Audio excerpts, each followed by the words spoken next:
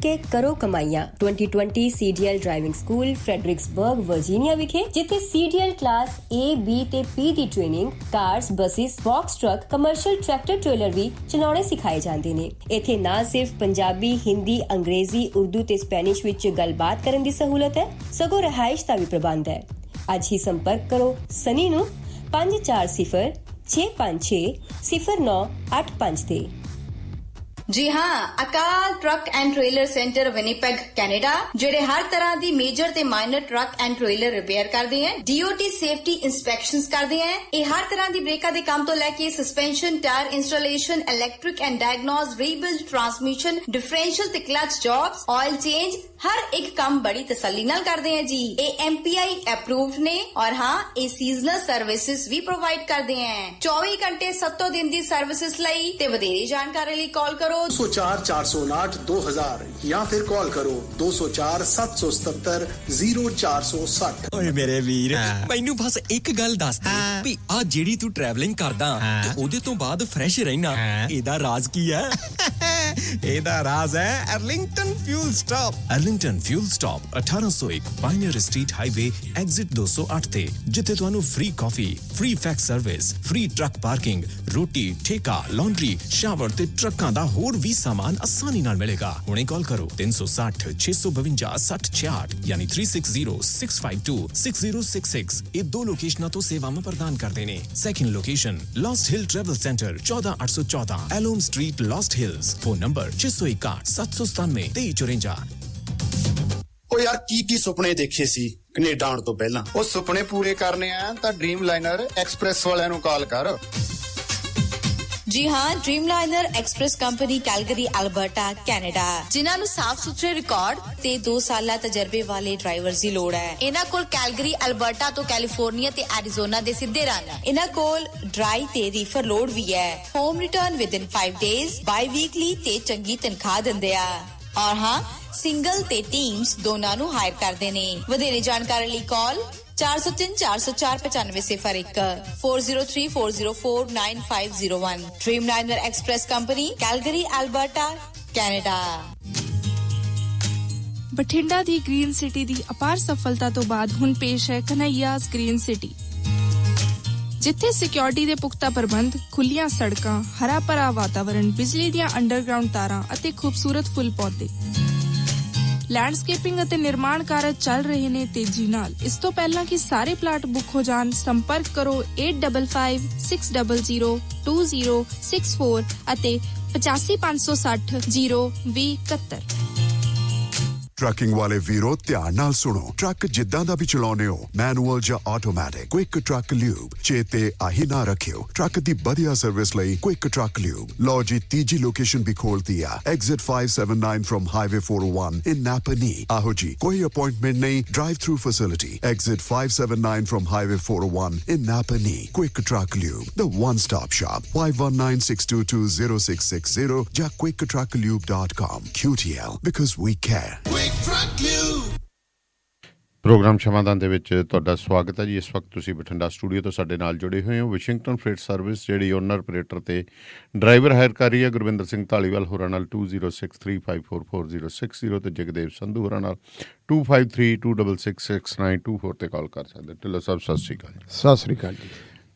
ਢਿੱਲੋਂ ਸਾਹਿਬ, ਸੁਖਪਾਲ ਸਿੰਘ ਖਹਿਰਾ ਦੇ ਘਰੇ ਛਾਪੇਮਾਰੀ ਵੀ ਹੁੰਦੀ ਹੈ, ਸਾਰਾ ਕੁਛ ਹੁੰਦਾ ਹੈ। ED ਉਹਨਾਂ ਨੂੰ ਸਾਧਦੀ ਹੈ, ਸੰਮਣ ਕਰਦੀ ਹੈ ਤੇ ਉੱਥੇ ਉਹਨਾਂ ਦੀ ਗ੍ਰਿਫਤਾਰੀ ਪਾ ਲਈ ਜਾਂਦੀ ਹੈ। ਦੇਖੋ, ਮੈਂ ਸੁਖਪਾਲ ਸਿੰਘ ਖਹਿਰਾ ਦੇ ਬੇਟੇ ਮਹਿਤਾਬ ਸਿੰਘ ਦਾ ਇੱਕ ਬਿਆਨ ਸੁਣੇ ਜੀ। ਉਹਨੇ ਕਿਹਾ ਕਿ ਸਾਨੂੰ ED ਨੇ ਸੰਮਣ ਭੇਜਿਆ ਸੀ, 9 ਤਾਰੀਖ ਨੂੰ ਬੁਲਾਇਆ ਸੀ, 9 ਤਾਰੀਖ ਨੂੰ ਗਏ ਅਸੀਂ, ਫਿਰ ਉਹ ਕਹਿੰਦੇ 10 ਨੂੰ ਆ ਜਾਓ। ਠੀਕ ਹੈ। ਕਹਿੰਦੇ ਅਸੀਂ 10 ਨੂੰ ਚਲੇ ਗਏ ਤੇ 10 ਨੂੰ ਵੀ ਸ਼ਾਮ ਤੱਕ ਬੈਠੇ ਰਹੇ। ਅਖੀਰ ਗੱਲ ਇਹ ਹੋਈ ਕਿ ਕੰਮ ਧੰਦਾ ਜ਼ਿਆਦਾ ਸੀ ਜੀ ਤੇ ਖਹਿਰਾ ਸਾਹਿਬ ਨੇ ਕਹਿਤਾ ਵੀ ਇਹਦਾ ਤੁਸੀਂ ਅੱਜ ਆਪਣੇ ਕੰਮ ਧੰਦੇ ਜੁੜੇ ਹੋ, ਇਸ ਕਰਕੇ ਜਿਹੜਾ ਤੁਸੀਂ ਸਾਨੂੰ ਪੁੱਛਗਿੱਛ ਕਰਨੀ ਹੈ ਉਹ ਤੁਹਾਡੇ ਕੋਲ ਟਾਈਮ ਨਹੀਂ ਲੱਗਦਾ ਤੇ ਅਸੀਂ ਕੱਲ ਨੂੰ ਆ ਜਾਵਾਂਗੇ। ਉਹ ਕਹਿੰਦੇ ਜੀ ਕੱਲ ਨੂੰ ਆ ਜਾਓ। ਅੱਛਾ। 11 ਤਾਰੀਖ ਨੂੰ ਕੱਲ ਉਹ ਕਹਿੰਦੇ ਵੀ ਬਗੈਰ ਬੁਲਾਏ ਤੋਂ ਅਸੀਂ ਗਏ। ਅੱਛਾ, ਬਗੈਰ ਬੁਲਾਏ ਗਏ? ਬਗੈਰ ਬੁਲਾਏ ਤੋਂ ਗਏ। ਕਹਿੰਦੇ 3 ਵਜੇ ਮੈਨੂੰ ਫੋਨ ਆ ਗਿਆ ਕਿ ਗ੍ਰਿਫਤਾਰ ਕਰ ਲਿਆ। ਇਹਦਾ ਮਤਲਬ ਇੱਕ ਗੱਲ ਤਾਂ ਇਹ ਹੈ ਕਿ ਈਡੀ ਜਿਹੜੀ ਇਹ ਗੱਲ ਕਹਿੰਦੇ ਹੈ ਕਿ ਇਸ ਬੰਦੇ ਨੇ ਜਾਂਚ 'ਚ ਸਹਿਯੋਗ ਨਹੀਂ ਦਿੱਤਾ। ਜੇ ਮਹਿਤਾਬ ਸਿੰਘ ਦੀ ਗੱਲ ਠੀਕ ਹੈ ਤਾਂ ਇਹਦਾ ਮਤਲਬ ਜਾਂਚ ਦੇ ਵਿੱਚ ਪੂਰਾ ਸਹਿਯੋਗ ਦਿੰਦੀ। ਉਹ ਕਹਿੰਦੇ ਜਿਹੜੇ ਇਲਜ਼ਾਮ ਹੈ ਮਨੀ ਲਾਉਂਡਰਿੰਗ ਦੇ ਜੋੜੀ ਜਾਂਦੀ ਹੈ, ਇਹ ਜਿਹੜੀ ਉਹ ਫਾਜ਼ਿਲਕਾ ਵਾਲਾ ਕੇਸ ਹੋਇਆ ਸੀ। ਹਾਂ, NDPS ਦਾ ਕੇਸ ਦਰਜ ਹੋਇਆ ਸੀ। NDPS ਦਾ ਕੇਸ ਜਿਸ ਬੰਦੇ ਦੇ ਖਿਲਾਫ ਦਰਜ ਹੋਇਆ ਸੀ ਉਹ ਕਹਿੰਦੇ ਵੀ ਇਹਨਾਂ ਦੇ ਨੇੜੇ ਸੀ, ਕੋਈ ਟੈਲੀਫੋਨ 'ਤੇ ਉਹਨਾਂ ਨਾਲ ਗੱਲਾਂ ਬਾਤਾਂ ਵੀ ਹੁੰਦੀਆਂ ਰਹੀਆਂ, ਗਨਮੈਨਾਂ ਦੇ ਟੈਲੀਫੋਨ ਵੀ ਇਸਤੇਮਾਲ ਕੀਤੇ ਗਏ ਹੈ ਅਤੇ ਕਹਿੰਦੇ ਨਾਲ PA ਦਾ ਟੈਲੀਫੋਨ ਵੀ ਇਸਤੇਮਾਲ ਕੀਤਾ ਗਿਆ, ਉਹਦੇ ਨਾਲ ਕੋਈ ਲੈਣ ਦੇਣ ਸੀ। ਕਹਿੰਦੇ ਵੀ ਜਿਹੜੀ ਉਹਨਾਂ ਦੀ ਪੁਆਇੰਟ ਉਹ ਬਣਾਉਂਦੇ ਆ ਕਿ ਜੀ ਜਿਹੜਾ ਇਹ ਸਮਗਲਿੰਗ ਦਾ ਪੈਸਾ ਹੈ ਉਹਦੇ ਵਿੱਚ 2 ਨੰਬਰ ਦਾ ਪੈਸਾ ਕਮਾਇਆ ਮਨੀ ਲਾਂਡਰਿੰਗ ਦੇ ਜ਼ਰੀਏ ਵਗੈਰਾ ਵਗੈਰਾ। ਫਿਰ ਉਹ ਕਹਿੰਦੇ ਵੀ ਉਹਨਾਂ ਦਾ ਕਨੈਕਸ਼ਨ ਪਾਕਿਸਤਾਨ ਨਾਲ ਵੀ ਜੁੜਦਾ ਹੈ ਜੀ, ਜਿਹੜੇ ਉਹ ਨਸ਼ੇ ਪੱਤੇ ਦਾ ਕੰਮ ਕਰਦੇ ਤੇ ਪਾਕਿਸਤਾਨ ਵਾਲਾ ਕਨੈਕਸ਼ਨ ਫਿਰ ਇੰਗਲੈਂਡ ਨਾਲ ਵੀ ਜੁੜਦਾ। ਅੱਛਾ, ਉਹ ਕੜੀਆਂ ਸਾਰੀਆਂ ਜੋੜਦੇ ਹੈ। ਲੇਕਿਨ ਜੇ ਆਪਾਂ ਉਸ ਕੇਸ ਨੂੰ ਦੇਖੀਏ ਤਾਂ ਉਹ ਕੇਸ ਭਾਵੇਂ ਜੱਜ ਸਾਹਿਬ ਨੇ ਉੱਥੋਂ ਦੇ ਸਪੈਸ਼ਲ ਜੱਜ ਨੇ ਕਹਿਤਾ ਸੀ ਕੇਸ ਚੱਲਣਾ ਚਾਹੀਦਾ, ਲੇਕਿਨ ਉਹ ਕੇਸ ਜਿਹੜਾ ਹੈਗਾ ਉਹ ਸੁਪਰੀਮ ਕੋਰਟ ਨੇ ਉੱਥੇ ਸਟੇ ਕੀਤਾ। ਅੱਛਾ, ਸੁਪਰੀਮ ਕੋਰਟ ਤੋਂ ਸਟੇ ਹੈ ਕੇਸ ਤੇ। ਜੇ ਸੁਪਰੀਮ ਕੋਰਟ ਤੋਂ ਜਿਹੜੀ ਚੀਜ਼ ਨੂੰ ਸਟੇ ਕੀਤਾ ਹੈ ਉਹਨੂੰ ਤੁਸੀਂ ਬੇਸ ਬਣਾਓ। ਗੱਲ ਇਹ ਵੀ ਦਾਨੇ ਵਾਲੀ ਸਭ ਜੱਜਦੀ ਨਹੀਂ। ਅਗਲੀ ਗੱਲ ਇਹਦੇ 'ਚ ਇਹ ਆਉਂਦੀ ਹੈ ਕਿ ਉਹ ਕਹਿੰਦੇ ਵੀ ਆਮ ਆਦਮੀ ਪਾਰਟੀ ਵਾਸਤੇ ਜਾਂ ਤੁਸੀਂ ਮਤਲਬ ਵਿਦੇਸ਼ਾਂ 'ਚ ਗਏ ਹੋ ਤੇ ਵਿਦੇਸ਼ਾਂ ਦੇ ਵਿੱਚੋਂ ਤੁਸੀਂ ਕਾਫੀ ਸਾਰੀ ਧਨ ਦੌਲਤ ਇਕੱਠੀ ਕਰਕੇ ਲੈ ਕੇ ਆਏ, ਉਹ ਪੈਸਾ ਕਿੱਥੇ ਗਿਆ? ਉਹ ਕਹਿੰਦੇ ਵੀ ਉਹਨਾਂ ਨੇ ਹਿਸਾਬ ਕਿਤਾਬ ਦੇ ਵਿੱਚ ਲਾਇਆ ਕਿ ਕਾਫੀ ਸਾਰਾ ਪੈਸਾ ਜਿਹੜਾ ਹੈਗਾ ਸਾਡੇ ਕੋਲ ਆਇਆ, ਜਿਹੜਾ 2-3 ਕਰੋੜ ਰੁਪਏ ਦਾ ਉਹ ਦੱਸਦੇ ਕਿ ਪੈਸਾ ਵਾਧੂ ਤੁਹਾਡੇ ਕੋਲ ਹੈ, ਤੁਹਾਡੀ ਯਾਰ ਆਮਦਨ ਤੋਂ ਵੱਧ। ਕਹਿੰਦੇ ਹੈਗਾ, 2 ਵਿਆਹ ਹੋਏ, ਧੀ ਦਾ ਤੇ ਪੁੱਤ ਦਾ। ਉਹ ਕਹਿੰਦੇ ਦੋਨਾਂ ਵਿਆਹਾਂ 'ਚ ਅਸੀਂ ਲੋਨ ਲਏ, ਕਰੋੜ ਰੁਪਈਆ। ਉਹ ਹਿਸਾਬ ਕਿਤਾਬ ਪੂਰਾ ਮਿਲਦਾ, ਨਾਲ ਟੈਲੀ ਕਰਦਾ। ਅਗਲੀ ਗੱਲ ਬੜੀ ਇੰਪੋਰਟੈਂਟ ਹੈ, ਜਿਹੜੀ ਗੱਲ ਦਾ ਇੱਕ ਵਾਰੀ ਰੌਲਾ ਪਹਿਲਾਂ ਵੀ ਪਿਆ ਸੀ ਜਦੋਂ ਆਮ ਆਦਮੀ ਪਾਰਟੀ ਦਿੱਲੀ ਦੀਆਂ ਚੋਣਾਂ ਦੇ ਵਿੱਚ ਨਿਤਰੀ ਸੀ, ਉਦੋਂ ਮਨੀ ਲਾਂਡਰਿੰਗ ਦਾ ਰੌਲਾ ਬਹੁਤ ਪਿਆ ਸੀ। ਯਾਦ ਹੈ ਨਾ ਤੁਹਾਡੇ? ਬਿਲਕੁਲ। ਜਦੋਂ ਮਨੀ ਲਾਂਡਰਿੰਗ ਦਾ ਪੈਸਾ ਵੀ ਆਹ ਪੈਸਾ ਕਿੱਥੋਂ ਆ ਗਿਆ, ਤੇ ਉਸ ਵੇਲੇ ਗੱਲ ਨਹੀਂ ਆ ਰਹੀ ਸੀ ਆਮ ਆਦਮੀ ਪਾਰਟੀ ਵਾਲੇ। ਫਿਰ ਇੱਕ ਗੱਲ ਉਹਦੇ 'ਚ ਹੋਈ ਸੀ, ਮੇਰੇ ਚੰਗੀ ਤਰ੍ਹਾਂ ਯਾਦ ਹੈ ਜੀ, ਕਿ ਰਵੀਸ਼ ਕੁਮਾਰ ਇੰਟਰਵਿਊ ਕਰਨ ਗਿਆ ਅਰਵਿੰਦ ਕੇਜਰੀਵਾਲ ਦੀ, ਔਰ ਜਦੋਂ ਰਵੀਸ਼ ਕੁਮਾਰ ਨੇ ਗੱਲ ਸ਼ੁਰੂ ਕੀਤੀ, ਕਿਉਂਕਿ ਕੇਜਰੀਵਾਲ ਵੀ ਆਪਣਾ ਤੁਹਾਡਾ IRS ਕੁਝ ਹੈ, ਤੇ ਰਵੀਸ਼ ਕੁਮਾਰ ਨੇ ਦੁੱਖ ਦੀ ਰਗ ਤੇ ਹੱਥ ਰੱਖਿਆ ਸੀ। ਅਰੇ ਅਰਵਿੰਦ ਬੁਰੇ ਫਸ ਗਏ ਆਪ ਤੋਂ, ਕਿ ਕੇਜਰੀਵਾਲ ਨੇ ਉਹਨੂੰ ਆਪਣਾ ਹਿਸਾਬ ਕਿਤਾਬ। ਫਿਰ ਬਾਹਰੋਂ ਕਿਸੇ ਬੀਬੀ ਨੇ ਕਿਹਾ ਕਿ ਪੈਸੇ ਮੈਂ ਭੇਜੇ, ਮੇਰਾ ਖਿਆਲ ਹੈ ਸ਼ਾਇਦ ਹਰਕੀਰਤ ਮਾਨ ਨੇ ਕਿਹਾ ਕਿ ਪੈਸੇ ਮੈਂ, ਕਿਉਂਕਿ ਉਹੀ ਸਾਰਾ ਪੈਸਾ ਇਕੱਠਾ ਕਰ ਰਹੀ ਸੀ ਪੈਸੇ। ਹਾਂ, ਜ਼ਿਆਦਾ ਤੌਰ ਤੇ ਤਾਂ ਵੀ ਪੈਸਾ ਮੈਂ ਭੇਜਿਆ ਜੀ, ਅਸੀਂ ਦਿੱਤਾ ਪੈਸਾ, ਇਹ ਪੈਸਾ ਕੀ ਅਸੀਂ ਚੰਦਾ ਦਿੱਤਾ ਪਾਰਟੀ। ਚਲੋ ਉਹ ਹੈ। ਹੁਣ ਜਿਹੜੀ ਗੱਲ ਆ ਗਈ, ਮਹਿਤਾਬ ਸਿੰਘ ਨੇ ਅੱਜ ਗੱਲ ਕਹੀ ਹੈ। ਮਹਿਤਾਬ ਸਿੰਘ ਕਹਿੰਦਾ ਕਿ ਸੁਖਪਾਲ ਸਿੰਘ ਖਹਿਰਾ ਦਾ ਮੁੰਡਾ ਕਹਿੰਦਾ ਕਿ ਝਾੜੂ ਵਾਲਿਆਂ ਤੇ ਜਿਹੜਾ ਬੰਦਾ ਇਤਵਾਰ ਕਰੂਗਾ ਮਰੂਗਾ। ਅੱਛਾ, ਝਾੜੂ ਤੇ ਮੇਰੇ ਪਿਓ ਨੇ ਇਤਵਾਰ ਕੀਤਾ ਤੇ ਸਥਿਤੀ ਇੱਥੇ ਹੋ ਗਈ। ਉਹ ਕਹਿੰਦੇ ਵੀ ਉਸ ਵੇਲੇ ਪਾਰਟੀ ਨੇ, ਅਰਵਿੰਦ ਕੇਜਰੀਵਾਲ ਨੇ ਉਚੇਚੇ ਤੌਰ ਤੇ ਕਿਹਾ ਕਿ ਖਹਿਰਾ ਸਾਹਿਬ ਤੁਸੀਂ ਵਿਦੇਸ਼ਾਂ 'ਚ ਜਾਓ, ਅਮਰੀਕਾ ਕੈਨੇਡਾ 'ਚ ਤੁਹਾਨੂੰ ਜਾਣਨ ਵਾਲੇ ਲੋਕ ਬਹੁਤ ਬੈਠੇ ਹੈ, ਤੁਹਾਨੂੰ ਪਿਆਰ ਕਰਨ ਵਾਲੇ ਲੋਕ ਬਹੁਤ ਬੈਠੇ ਹੈ, ਤੁਹਾਡਾ ਸਤਿਕਾਰ ਕਰਨ ਵਾਲੇ ਲੋਕ ਬਹੁਤ ਬੈਠੇ ਤੇ ਪੈਸਾ ਚਾਹੀਦਾ, ਤੁਸੀਂ NRI ਭਾਈਚਾਰੇ ਤੋਂ ਪੈਸਾ ਲੈ ਕੇ ਆਓ, ਪਾਰਟੀ ਤਾਂ ਚੱਲੂਗੀ, ਇਲੈਕਸ਼ਨ ਲੜਨੀ ਹੈ 17 ਦੀ। ਔਰ ਉਹ ਕਹਿੰਦੇ ਵੀ ਜਦੋਂ ਸੁਖਪਾਲ ਸਿੰਘ ਖਹਿਰਾ ਦੇ ਉੱਥੇ ਪ੍ਰੋਗਰਾਮ ਰੱਖੇ ਸੀ, ਉਹਨਾਂ ਪ੍ਰੋਗਰਾਮਾਂ ਦੀ ਪਬਲਿਸਿਟੀ ਆਮ ਆਦਮੀ ਪਾਰਟੀ ਵੱਲੋਂ ਕੀਤੀ ਗਈ ਜੀ, ਉੱਥੋਂ ਦੀ। ਹਾਂ, ਵਿਦੇਸ਼ਾਂ ਦੀ। ਉੱਥੇ ਕਹਿੰਦੇ ਉਹਨਾਂ ਨੇ ਇਹ ਗੱਲ ਕਹੀ ਕਿ ਸੁਖਪਾਲ ਸਿੰਘ ਖਹਿਰਾ ਆਉਣਗੇ, ਇਸ਼ਤਿਹਾਰ ਜਾਰੀ ਕੀਤੇ ਗਏ। ਜਿੱਥੇ ਇਸ਼ਤਿਹਾਰ ਕੀਤੇ ਜਾਂਦੇ ਸੀ, ਸੁਖਪਾਲ ਸਿੰਘ ਖਹਿਰਾ ਦੀ ਮੀਟਿੰਗ ਹੁੰਦੀ ਸੀ, ਉਹ ਚਾਹੇ ਨੁੱਕੜ ਮੀਟਿੰਗ ਸੀ ਚਾਹੇ ਵੱਡੀ ਮੀਟਿੰਗ ਸੀ, ਤੇ ਉਸੇ ਥਾਂ ਦੇ ਉੱਤੇ ਇੱਕ ਟੇਬਲ ਵੀ ਲੱਗਿਆ ਹੁੰਦਾ, ਫੰਡ ਰੇਜ਼ਿੰਗ ਕੀਤੀ ਜਾਂਦੀ ਸੀ। ਫੰਡ ਰੇਜ਼ਿੰਗ ਕੀਤੇ, ਟੇਬਲ ਦੇ ਉੱਤੇ ਬੰਦਾ ਬੈਠਾ ਹੁੰਦਾ ਸੀ ਜਿਹੜਾ ਪਰਚੀਆਂ ਕੱਟਦਾ ਹੁੰਦਾ ਸੀ। ਸੁਖਪਾਲ ਸਿੰਘ ਖਹਿਰਾ ਕਹਿੰਦੇ ਵੀ ਵਿਦੇਸ਼ਾਂ 'ਚੋਂ ਆਇਆ, ਉਹ ਆਪਣੀ ਜੇਬ ਦੇ ਵਿੱਚ ਤਾਂ ਨੋਟ ਪਾ ਕੇ ਨਹੀਂ ਲੈ ਕੇ ਆਇਆ, ਡਾਲਰ ਲੈ ਕੇ ਨਹੀਂ ਆਏ। ਡਾਲਰਾਂ ਦਾ ਤਾਂ ਪਤਾ ਲੱਗ ਜਾਂਦਾ, ਇਹ ਕਿਹੜਾ ਵੀ $20,000 ਤੋਂ ਉੱਤੇ ਵੈਸੇ ਹੀ ਬੰਦਾ ਲਿਆ ਸਕਦਾ ਬੰਦਾ। ਚਲੋ ਮੈਨੂੰ ਤਾਂ ਪਤਾ ਨਹੀਂ ਖੈਰ ਆਪਣਾ ਇਹਨਾਂ ਤਾਂ ਵੀ, ਉਹ ਕਹਿੰਦੇ ਡਾਲਰ ਤਾਂ ਆ ਹੀ ਨਹੀਂ ਸਕਦੇ, ਇੰਨਾ ਪੈਸਾ ਫਿਰ ਆਇਆ ਕਿਵੇਂ? ਕਹਿੰਦੇ ਵੀ ਉਹ ਪੈਸਾ ਜਿਹੜਾ ਹੈਗਾ ਸ਼ਖਸੀਅਤ ਨਾ ਸੁਖਪਾਲ ਸਿੰਘ ਖਹਿਰਾ ਦਾ ਸੀ, ਪੈਸਾ ਇਕੱਠਾ ਹੋਇਆ ਆਮ ਆਦਮੀ ਪਾਰਟੀ ਵਾਸਤੇ। ਆਮ ਆਦਮੀ ਪਾਰਟੀ ਦੇ ਜਿਹੜੇ ਉਧਰਲੇ ਬੰਦੇ ਆ ਉਹਨਾਂ ਕੋਲੇ ਹਿਸਾਬ ਕਿਤਾਬ, ਉਹ ਪੈਸਾ ਜਿਹੜਾ ਹੈਗਾ ਉਹ ਦਿੱਲੀ ਵਾਲੇ ਹੈਡਕੁਆਟਰ ਕੋਲੇ ਆ ਗਿਆ। ਉਹ ਕਹਿੰਦੇ ਜੀ ਇਹ ਤਾਂ ਕੇਜਰੀਵਾਲ ਨੂੰ ਪੁੱਛੋ ਕਿ ਉਹ ਪੈਸਾ ਕਿੱਥੇ ਹੈ, ਸਾਨੂੰ ਤੁਸੀਂ ਕਿਉਂ ਕਰਦੇ? ਅਗਲੀ ਗੱਲ ਜਿਹੜਾ ਉਹਨਾਂ ਨੇ ਪੁਆਇੰਟ ਬਣਾਇਆ, ਕਹਿੰਦੇ ਪੋਲੀਟੀਕਲ ਬੈਂਡੇਟਾ। ਹੁਣ ਪੋਲੀਟੀਕਲ ਬੈਂਡੇਟਾ ਕਿੱਥੋਂ ਆ ਗਿਆ? ਇਹ ਗੱਲ ਵੇਖਣ ਵਾਲੀ ਹੈ। ਇਹ ਵੀ ਬਣਦੀ ਹੈ ਕਿਸੇ ਹੱਦ ਤੱਕ। ਪੋਲੀਟੀਕਲ ਬੈਂਡੇਟਾ ਜਿਹੜਾ ਆਉਂਦਾ ਹੈ ਜੀ, ਸੁਖਪਾਲ ਸਿੰਘ ਖਹਿਰਾ ਨੇ ਕੁਝ ਕੰਮ ਕੀਤੇ ਹੈ ਜਿਹੜੇ ਕੰਮ ਮੇਰੇ ਖਿਆਲ ਮੁਤਾਬਕ ਸੈਂਟਰ ਨੂੰ ਚੁਭਦੇ ਹੋ ਸਕਦੇ ਹੈ। ਤੁਸੀਂ ਦੇਖਿਆ ਹੋਣਾ ਕਿਸਾਨ ਅੰਦੋਲਨ ਵੇਲੇ ਜੀ ਬਹੁਤ ਸਾਰੇ ਲੋਕਾਂ ਨੂੰ ਈਡੀ ਵਾਲਿਆਂ ਨੇ ਨੋਟਿਸ ਜਾਰੀ ਕਰਤੇ ਮਾਂ ਬੜੇ ਪੱਤਰਕਾਰਾਂ ਤੱਕ ਵੀ ਪੱਤਰਕਾਰਾਂ ਨੂੰ ਵੀ ਕਰਤੇ ਸੀ, ਕਾਰੋਬਾਰੀਆਂ ਨੂੰ ਵੀ ਕਰਤੇ ਸੀ, ਤੁਸੀਂ ਚੰਦਾ ਦਿੰਦੇ ਹੋ।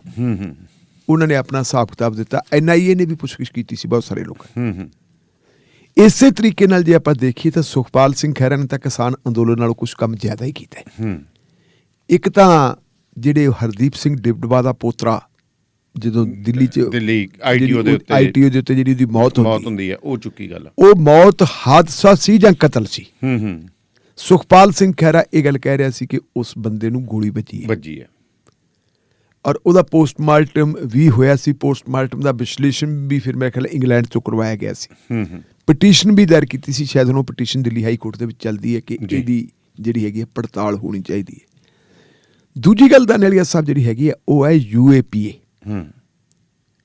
UAPA ਕੇਸ ਸਾਡੀ ਅਨਲੌਫੁਲ ਐਕਟੀਵਿਟੀ ਪ੍ਰੀਵੈਂਸ਼ਨ ਐਕਟ ਜੀ, ਉਹਦੇ ਤਹਿਤ ਪੰਜਾਬ ਦੇ ਵਿੱਚ ਵੀ ਕੁਝ ਲੋਕਾਂ ਨੂੰ ਘੇਰੇ 'ਚ ਲਿਆ ਸੀ ਜੀ। ਔਰ ਜਿਹੜੇ ਪੰਜਾਬ ਦੇ ਵਿੱਚੋਂ ਕੁਝ ਲੋਕ ਘੇਰੇ 'ਚ ਲਏ ਸੀ ਉਹਨਾਂ ਦੇ ਵਿੱਚੋਂ ਇੱਕ ਮੁੰਡਾ ਤਾਂ ਉਹ ਸੀ ਜਿਹਨੇ ਗੁਰਦੁਆਰਾ ਅੰਬ ਸਾਹਿਬ ਜਦੋਂ ਰਾਤ ਕੱਟੀ ਸੀ, ਉੱਥੇ NIA ਨੇ ਉਹਨੂੰ ਦਬਕੇ ਛਪਕੇ ਮਾਰੇ ਸੀ। ਉਹ ਬੰਦਾ ਸੁਸਾਈਡ ਕਰ ਗਿਆ ਸੀ। ਅੱਛਾ, ਮੋਹਾਲੀ, ਤੁਹਾਡੇ ਯਾਦ ਹੋਣਾ ਮੇਰੇ ਧਿਆਨ ਭੁੱਲ ਗਿਆ। ਹਾਂ, ਉਹ ਮੁੰਡਾ ਸੁਸਾਈਡ ਕਰ ਗਿਆ ਸੀ ਕਿ ਮੈਨੂੰ ਜ਼ਿਆਦਾ ਤੰਗ ਕੀਤਾ। ਹਾਂ ਠੀਕ ਆ ਗਿਆ ਨਾ ਕਿ ਮੈਨੂੰ ਇਹ ਜਿਹੜੇ NIA ਵਾਲਿਆਂ ਨੇ ਬਹੁਤ ਤੰਗ ਜਲੀਲ ਕੀਤਾ ਸੀ। ਕਈ ਸਾਰੇ ਕੇਸ ਹੋਰ ਸੀ ਜਿਹੜੇ ਉਹ ਆਪਣੀ ਟਾਰਗੇਟ ਕਿਲਿੰਗ ਵਾਲੇ ਮਾਮਲਿਆਂ ਦੇ ਵਿੱਚ, UAPA ਵਾਲੇ ਮਾਮਲੇ। ਇਹਨਾਂ ਮਾਮਲਿਆਂ ਨੂੰ ਵੀ ਸ਼ੁਰੂ ਦੇ ਵਿੱਚ ਹਾਈਲਾਈਟ ਕਿਹਨੇ ਕੀਤਾ ਸੀ? ਸੁਖਪਾਲ ਸਿੰਘ ਖਹਿਰਾ ਨੇ। ਉਦੋਂ ਸੁਖਪਾਲ ਸਿੰਘ ਖਹਿਰਾ ਆਮ ਆਦਮੀ ਪਾਰਟੀ ਨੂੰ ਛੱਡ ਚੁੱਕਾ ਸੀ ਔਰ ਉਹਨੇ ਆਪਦੀ ਪੰਜਾਬੀ ਏਕਤਾ ਜਾਂ ਪੰਜਾਬ ਏਕਤਾ ਪਾਰਟੀ ਜਿਹੜੀ ਉਹ ਬਣਾਈ ਹੋਈ ਸੀ। ਬਠਿੰਡੇ ਆ ਕੇ ਚੋਣ ਵੀ ਲੜੀ ਸੀ। ਇਹ ਉਸ ਦੌਰ ਦੇ ਵਿੱਚ ਇਹਨੇ ਉਸ ਪਲੇਟਫਾਰਮ ਤੋਂ ਆਪਦੇ ਉਸ ਪਲੇਟਫਾਰਮ ਦੇ ਤੋਂ ਇਹ ਕਾਰਵਾਈ ਕਰਦਾ ਰਿਹਾ। ਇੱਥੇ ਪੋਲੀਟੀਕਲ ਬੈਂਡੇਟਾ ਵਾਲੀ ਗੱਲ ਵੀ ਜੱਜਦੀ ਹੈ ਕਿਸੇ ਹੱਦ ਤੱਕ।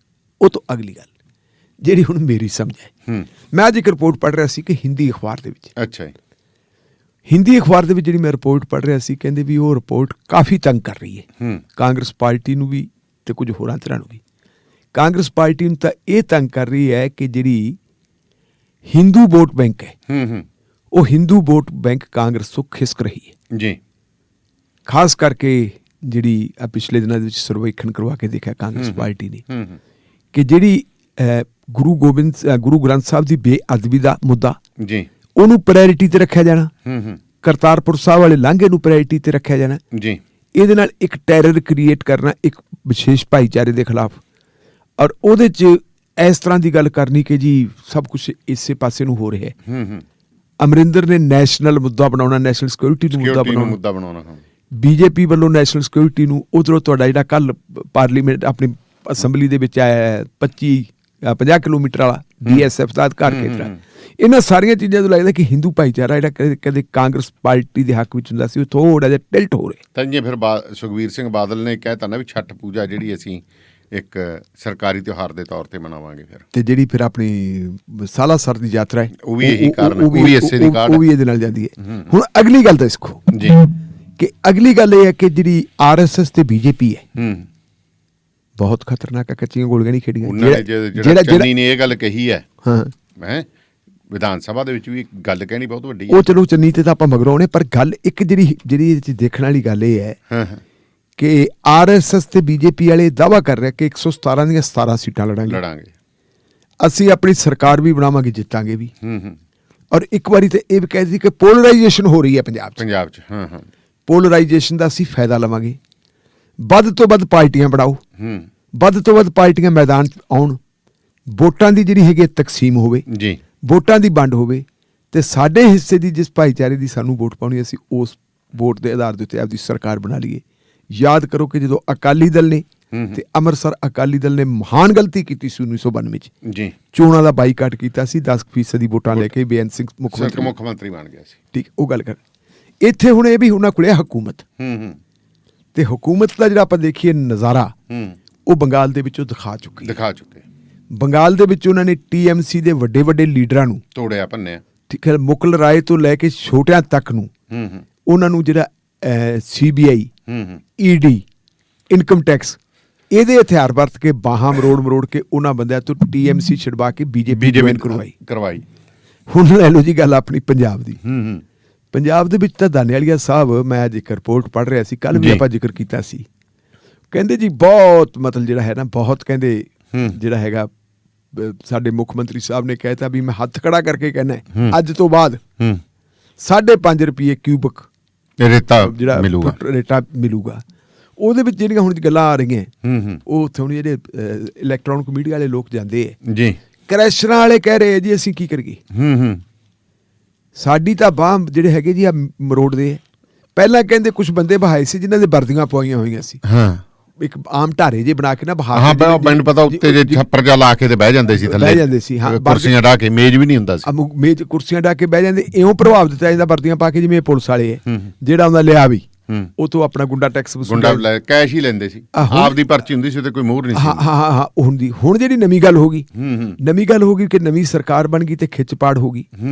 ਉਸ ਖਿੱਚ ਪਾੜ ਦਾ ਉਹ ਕਹਿੰਦੇ ਜੀ ਇੰਨਾ ਕੁ ਫਰਕ ਪਿਆ ਹੈ ਕਿ ਹੁਣ ਕਰੈਸ਼ਰਾਂ ਵਾਲਿਆਂ ਤੇ ਹੀ ਬੋਝ ਪਾਤਾ। ਅੱਛਾ ਜੀ। ਹੁਣ ਜਿਹੜੇ ਮੈਨਿਕ ਵਾਲੇ ਉਹਨਾਂ ਤੇ ਬੋਝ ਪਾਤਾ ਵੀ ਭਾਈ ਪੈਸੇ ਤੁਸੀਂ ਇਕੱਠੇ ਕਰਨੇ ਤੇ ਤੁਸੀਂ ਹਰ ਜਿਹੜੀ ਟਿੱਪਰ ਤੋਂ, ਜਿਹੜੀ ਟਰਾਲੀ ਤੋਂ, ਜਿਹੜੇ ਗੱਡੇ ਤੋਂ, ਜਿਹੜੀ ਰੇਹੜੀ ਤੋਂ ਜੀ ਤੁਸੀਂ ਉਹਨਾਂ ਨੂੰ ਰੇਤਾ ਦਿਓਗੇ, ਬੱਜਰੀ ਦਿਓਗੇ, ਉਹਨਾਂ ਤੋਂ ਪੈਸੇ ਵਸੂਲੋਗੇ ਗੁੰਡਾ ਟੈਕਸ, ਤੇ ਉਹਨਾਂ ਨੂੰ ਇੱਕ ਪਰਚੀ ਦੇ ਦਿਓਗੇ। ਤੇ ਜਿਹੜੇ ਉਹ ਲੋਕ ਆ ਉਹਨਾਂ ਨੇ ਹੋਰ ਕੁਝ ਨਹੀਂ ਕਰਨਾ, ਪੈਸੇ ਨਹੀਂ ਕਿਸ ਤੋਂ ਲੈਣੇ, ਉਹਨੇ ਇਕੱਲੀ ਪਰਚੀ ਦੇਖਣੀ ਹੈ। ਉਹ ਪਰਚੀ ਦੇਖਣੀ ਹੈ ਵੀ ਪਰਚੀ ਗਈ, ਤੇ ਪਰਚੀਆਂ ਦਾ ਹਿਸਾਬ ਕਿਤਾਬ ਲਾਈ ਇਹਨਾਂ ਤੇ ਸ਼ਾਮ ਨੂੰ ਆਉਣਾ।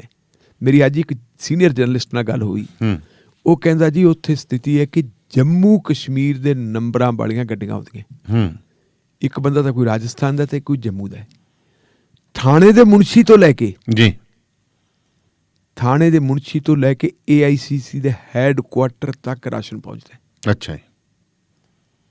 ਤੇ 5.5 ਰੁਪਏ ਮਿਲੂ ਕਿਵੇਂ? ਇਹ ਚੀਜ਼ਾਂ ਜਿਹੜੀਆਂ ਕੈਪਟਨ ਅਮਰਿੰਦਰ ਸਿੰਘ ਨੇ ਵੀ ਪਿਛਲੇ ਦਿਨਾਂ 'ਚ ਕਿਹਾ ਕਿ ਮੈਥੋਂ ਇੱਕ ਗਲਤੀ ਹੋਈ ਹੈ, ਮੈਂ ਤਾਂ ਇਹ ਵੀ ਕਾਂਗਰਸ ਪਾਰਟੀ ਦੀ ਬਦਨਾਮੀ ਨਾ ਹੋਵੇ, ਤੇ ਮੇਰੇ ਤਾਂ MLA ਨੇ ਤੇ ਮੇਰੇ ਵਜ਼ੀਰਾਂ ਨੇ ਤੁਸ਼ਕੇ ਢਾਤੇ, ਕਮਾਈ ਬਹੁਤ ਕੀਤੀ ਹੈ, ਮੈਂ ਉਹਨਾਂ ਨੂੰ ਕਾਬੂ ਨਹੀਂ ਕਰ ਸਕਿਆ। ਉਹਦੇ ਵੀ ਤੂੰ ਕਿਉਂ ਨਹੀਂ ਕੀਤੀ? ਆਪਾਂ ਵੀ ਉਹਦੀ ਗੱਲ ਕੀਤੀ, ਭਾਗੀਵਾਲ ਤਾਂ ਤੈਨੂੰ ਵੀ ਕੁਰਸੀ ਪਿਆਰੀ ਲੱਗਦੀ, ਜ਼ਿੰਮੇਵਾਰੀ ਤੇਰੀ ਬਣਦੀ ਹੈ। ਹੁਣ ਇੱਥੇ ਗੱਲ ਹੈ ਕਿ ਹਕੂਮਤਾਂ ਕਾਂਗਰਸ ਪਾਰਟੀ ਦੀਆਂ ਕਿੰਨੀਆਂ ਸਟੇਟਾਂ 'ਚ 2.5 ਪੰਜਾਬ, ਹਰਿਆਣਾ ਤੇ ਛੱਤੀਸਗੜ੍ਹ, ਪੰਜਾਬ, ਰਾਜਸਥਾਨ ਤੇ ਛੱਤੀਸਗੜ੍ਹ, ਤੇ ਜਿਹੜੀ ਤੁਹਾਡੀ ਹੈਗੀ ਆ AICC ਹੈੱਡਕੁਆਟਰ ਦੇ ਉੱਤੇ ਤਨਖਾਹਾਂ ਵੀ ਦੇਣੀਆਂ, ਬਿਜਲੀ ਦੇ ਬਿੱਲ ਵੀ ਭਰਨੇ ਹੈ, ਕਿਰਾਏ ਭਾੜੇ ਹੋਰ ਵੀ ਦੇਣੇ ਆ, ਜਹਾਜ਼ਾਂ ਦਾ ਖਰਚਾ ਵੀ ਦੇਣਾ, ਇਲੈਕਸ਼ਨਾਂ ਵੀ ਆ ਜਾਂਦੀਆਂ, ਇਲੈਕਸ਼ਨ ਕੰਪੇਨ 'ਚ ਵੀ ਪੈਸਾ ਚਾਹੀਦਾ, ਤੇ ਫਿਰ ਉਹ ਜਿਹੜਾ ਉੱਥੇ ਪੈਸਾ ਹੁਣ ਕੇਂਦਰ ਦੇ ਵਿੱਚ ਤਾਂ ਕੋਈ ਹੈ ਨਹੀਂ, ਨਾ ਤਾਂ ਕਾਰਪੋਰੇਟ ਘਰਾਣੇ ਦਿੰਦੇ, ਅਦਾਨੀ ਅੰਬਾਨੀ ਤਾਂ ਹੁਣ BJP ਦੇ ਖਾਤੇ ਹੋ ਗਏ। ਤਾਂ ਠੀਕ ਹੈ, ਕਦੇ ਹੁੰਦੇ ਸੀ ਅਜੇ ਜੀ ਕੀਤਾ ਤਾਂ ਥੋੜਾ ਮੋਟਾ ਭੇਜ ਮਾੜਾ ਮੋਟਾ ਉਹ ਵੀ ਚੋਣਾਂ ਦੀਆਂ ਵੇਲੇ ਭੇਜ ਦਿੰਦੇ, ਬਾਕੀ ਕੋਈ ਹੈ ਨਹੀਂ। ਇਹ ਜਿਹੜਾ ਪੈਸਾ ਸਾਰੇ ਦਾ ਸਾਰਾ ਜਾਂਦਾ ਤੇ ਉੱਥੇ ਜਾਂਦਾ। ਹੁਣ ਜਿਹੜੀ ਅਗਲੀ ਗੱਲ ਜਿਹੜੀ ਮੈਂ ਪੋਲੀਟੀਕਲ ਬੈਨੇਟ ਵਾਲੀ ਗੱਲ ਕਹਿ ਰਿਹਾ ਸੀ ਕਿ ਸੁਖਪਾਲ ਸਿੰਘ ਖਹਿਰਾ ਤੋਂ ਬਾਅਦ ਸੁਖਪਾਲ ਸਿੰਘ ਖਹਿਰਾ ਨੂੰ ਹੱਥ ਪਾ ਕੇ ਥੋੜਾ ਜਿਹਾ ਹਲੂਣਾ ਦਿੱਤਾ ਹੈ ਕਾਂਗਰਸ ਦੇ ਵਿੱਚ ਜਿਹੜੇ ਉਹ ਬੈਠੇ ਹੈ ਕਿ ਭਾਈ ਉਹ ਜਿਹੜੇ ਕੈਪਟਨ ਅਮਰਿੰਦਰ ਸਿੰਘ ਲਈ ਬੈਠਾ ਨਾ ਕਾਗਜ਼ ਬਹੀ ਖਾਤਾ, ਹੁਣ ਉਹ ਬਹੀ ਖਾਤਾ ਖੋਲਾਂਗੇ ਤੇ ਫਿਰ ਉਹ 'ਚ ਕਿਹੜੇ ਆਉਣਗੇ। ਲੋ ਮੈਂ ਔਲੀਆ ਤਾਂ ਕੋਈ ਹੈ ਨਹੀਂ ਦਾਨੇਵਾਲੀਆ ਸਾਹਿਬ, ਤੇ ਨਾ ਹੀ ਮੇਰੇ ਕੋਈ ਸਰਕਾਰ ਦੇ ਵਿੱਚ ਇਸ ਦੇ ਵਿੱਚ ਕੋਈ ਲਿੰਕ ਹੈ ਤੇ ਨਾ ਉਸ ਲਿੰਕ 'ਚ ਹੈ, ਲੇਕਿਨ ਇੱਕ ਜੱਜਮੈਂਟ ਹੈ ਜਿਹੜੀ ਆਪਾਂ ਨੂੰ ਦਿਸੀ ਜਾਂਦੀ ਹੈ ਕਿ ਕਮਾਈ ਮੋਟੀ ਕੀਤੀ ਕਿਹਨੇ ਉਸ ਕਮਾਈ ਦੇ ਵਿੱਚੋਂ ਜੀ ਇੱਕ ਬੜੀ ਵਧੀਆ ਕਮਾਈ ਹੈ ਜਿਹੜੀ ਕਹਿੰਦੇ ਹੁੰਦੇ ਵੀ ਰੇਤਾ ਫੀਮ ਨਾਲੋਂ ਜ਼ਿਆਦਾ ਮਤਲਬ ਪੈਸੇ ਦਿੰਦਾ ਅੱਜ ਕੱਲ੍ਹ। ਇੱਕ ਸਕੈਂਡਲ ਹੋਰ ਹੋਇਆ ਸੀ ਜਿਹੜਾ ਹੁਣ ਵੀ ਹੋ ਰਿਹਾ, ਝੋਨੇ ਦੀ ਖਰੀਦ ਵਾਲਾ ਬਿਲਕੁਲ ਬੰਦ ਕਰਤੀ, ਜਿਹੜਾ ਬਾਹਰੋਂ 600-700 ਰੁਪਏ ਕੁਇੰਟਲ ਲਿਆ ਕੇ FCI ਨੂੰ ਗਿਆ 1800-1900 ਨੂੰ ਇੱਥੇ ਵਿਕੇ, ਉਹ ਵੀ ਕਾਗਜ਼ ਚੱਕਣਗੇ ਅਗਲੇ, ਉਹ ਵੀ ਮੇਰਾ ਖਿਆਲ ਆ ਵੀ ਕਈਆਂ ਦੇ ਮਤਲਬ ਜਿਹੜੀ ਹੈ ਨਾ ਬੰਨਣਗੇ ਧੌਲੀ ਝਾਟਾ, ਉਹ ਕਈਆਂ ਦਾ ਖਰਾਬ ਹੋਊਗਾ। ਤੇ ਜਦੋਂ ਉੱਥੇ ਹੋਇਆ ਤੇ ਕੀ ਕੁਛ ਹੈ ਹੁਣ ਇਹ ਮੈਨੂੰ ਲੱਗਦੀ ਹੈ ਵੀ ਸੁਖਪਾਲ ਸਿੰਘ ਖਹਿਰਾ ਨੂੰ ਤਾਂ ਉਹ ਜਿਵੇਂ ਕਹਿੰਦੇ ਹੁੰਦੇ ਨੇ ਵੀ ਕਾਂ ਮਾਰ ਕੇ ਤੇ ਟੰਗਦਾ ਵੀ ਦੂਜੇ ਤਿਆਰ ਹੋ ਜਾਓ, ਇਹ ਦੂਜਿਆਂ ਨੂੰ ਤਿਆਰ ਹੋ ਜਾਓ ਵੀ ਭਾਈ ਕੀ ਗੱਲ ਤੁਸੀਂ ਚੰਨੀ ਸਾਹਿਬ ਨਾਲ ਰਹਿਣਾ, ਕਾਂਗਰਸ ਨਾਲ ਰਹਿਣਾ ਕਿ ਪਾਲੇ ਬਦਲਦੇ ਨਾਲੇ ਤੁਹਾਨੂੰ MLA ਬਣਾ ਦਿਆਂਗੇ, ਪੈਸਾ ਧੇਲਾ ਤੁਹਾਡੇ ਕੋਲ ਹੈਗਾ, ਕਮਾਇਆ ਬਗੇੜਾ, ਟਿਕਟਾਂ ਲੈ ਲਓ ਤੇ ਚੁੱਪ ਕਰਕੇ ਆ ਜਾਓ। ਇਹ ਮੈਨੂੰ ਲੱਗਦੀ ਹੈ ਕਾਰਵਾਈ ਉਹ ਵੀ ਹੋਊ, ਸ਼ੁੱਧੀਕਰਨ ਹੋਊਗਾ ਇਹ ਜਿਹੜਾ ਨਾ ਗੰਗਾ ਜਲ ਛਿੜਕਿਆ ਜਾਊਗਾ ਉਹਨਾਂ ਤੇ। ਇਹ ED ਦਾ ਮਤਲਬ ਜਿਹੜਾ ED ਵਾਲਾ ਜਿਹੜਾ, ਕਿਉਂਕਿ ਕਿੰਨਾ ਚਿਰ ਹੋ ਗਿਆ ਸੁਖਪਾਲ ਸਿੰਘ ਖਹਿਰੇ ਦੇ ਖਿਲਾਫ ਇਨਕੁਆਇਰੀ ਚੱਲਦੀ ਨੂੰ, ਕਿੰਨਾ ਸਮਾਂ ਹੋ ਗਿਆ। ਤੁਸੀਂ ਉਦੋਂ ਸੁਖਪਾਲ ਸਿੰਘ ਖਹਿਰਾ ਕਾਂਗਰਸ 'ਚ ਆਇਆ ਨਹੀਂ ਸੀ, ਔਰ ਸੁਖਪਾਲ ਸਿੰਘ ਖਹਿਰੇ ਦੇ ਹੱਕ ਵਿੱਚ ਸਭ ਤੋਂ ਪਹਿਲਾਂ ਹਾਂ ਦਾ ਨਾਰਾ ਮਾਰਿਆ ਕਿਹਨੇ ਸੀ? ਨਵਜੋਤ ਸਿੰਘ ਸਿੱਧੂ ਨੇ। ਉਹਨੇ ਮਾਰਿਆ ਸੀ, ਉਦੋਂ ਦੀ ਚੱਲੀ ਜਾਂਦੀ ਇਨਕੁਆਇਰੀ, ਉਦੋਂ ਗ੍ਰਿਫਤਾਰੀ ਕਿਉਂ ਨਹੀਂ ਹੋਈ, ਹੁਣ ਉਹਦੀ ਗ੍ਰਿਫਤਾਰੀ ਕਿਉਂ ਹੋ ਗਈ? ਜੀ, ਇਹਦਾ ਮਤਲਬ ਹੈ ਕਿ ਇੱਕ ਬਹੁਤ ਵੱਡਾ ਸਿਆਸੀ ਏਜੰਡਾ ਜਿਹੜਾ ਉਹਦੇ ਤੇ ਵਰਕ ਹੋ ਰਿਹਾ। ਸੋ ਇਹ ਸਿਆਸੀ ਏਜੰਡਾ ਜਿਵੇਂ ਤੁਸੀਂ ਆਖਿਆ ਜੀ, ਉਹ ਤੇ ਵਰਕ ਹੋ ਰਿਹਾ। ਰੇਤੇ ਦਾ ਤਾਂ ਆਪਾਂ ਨੂੰ ਪਤਾ, ਪਹਿਲਾਂ ਮੈਂ ਇੱਕ ਬੜਾ ਇਹੀ ਗੱਲ ਕਹਿੰਦਾ ਹੁੰਦਾ ਸੀ, ਸ਼ਾਇਦ ਜੇ ਆਪਾਂ ਗੱਲ ਕਰੀਏ ਤਾਂ ਇਹ ਮੇਰੀਆਂ 1-2 ਇੰਟਰਵਿਊਜ਼ ਵੀ ਹੋਈਆਂ ਕੀਤੇ ਗੱਲਾਂ ਦੇ ਵਿੱਚ ਮੈਂ ਕਿਹਾ ਸੀਗਾ ਕਿ ਪੰਜਾਬ ਦੇ ਸਿਆਸਤਦਾਨ ਬੜੇ ਇਮਾਨਦਾਰ ਨੇ, ਇਹਨਾਂ 'ਤੇ ਕਿਤੇ ਵੀ ਅੱਜ ਤੱਕ ਕੋਈ ਰੇਡ ਨਹੀਂ ਪਈ, ਟੈਕਸ ਨਹੀਂ, ਇਨਕਮ ਟੈਕਸ ਨਹੀਂ, ਈਡੀ ਨਹੀਂ।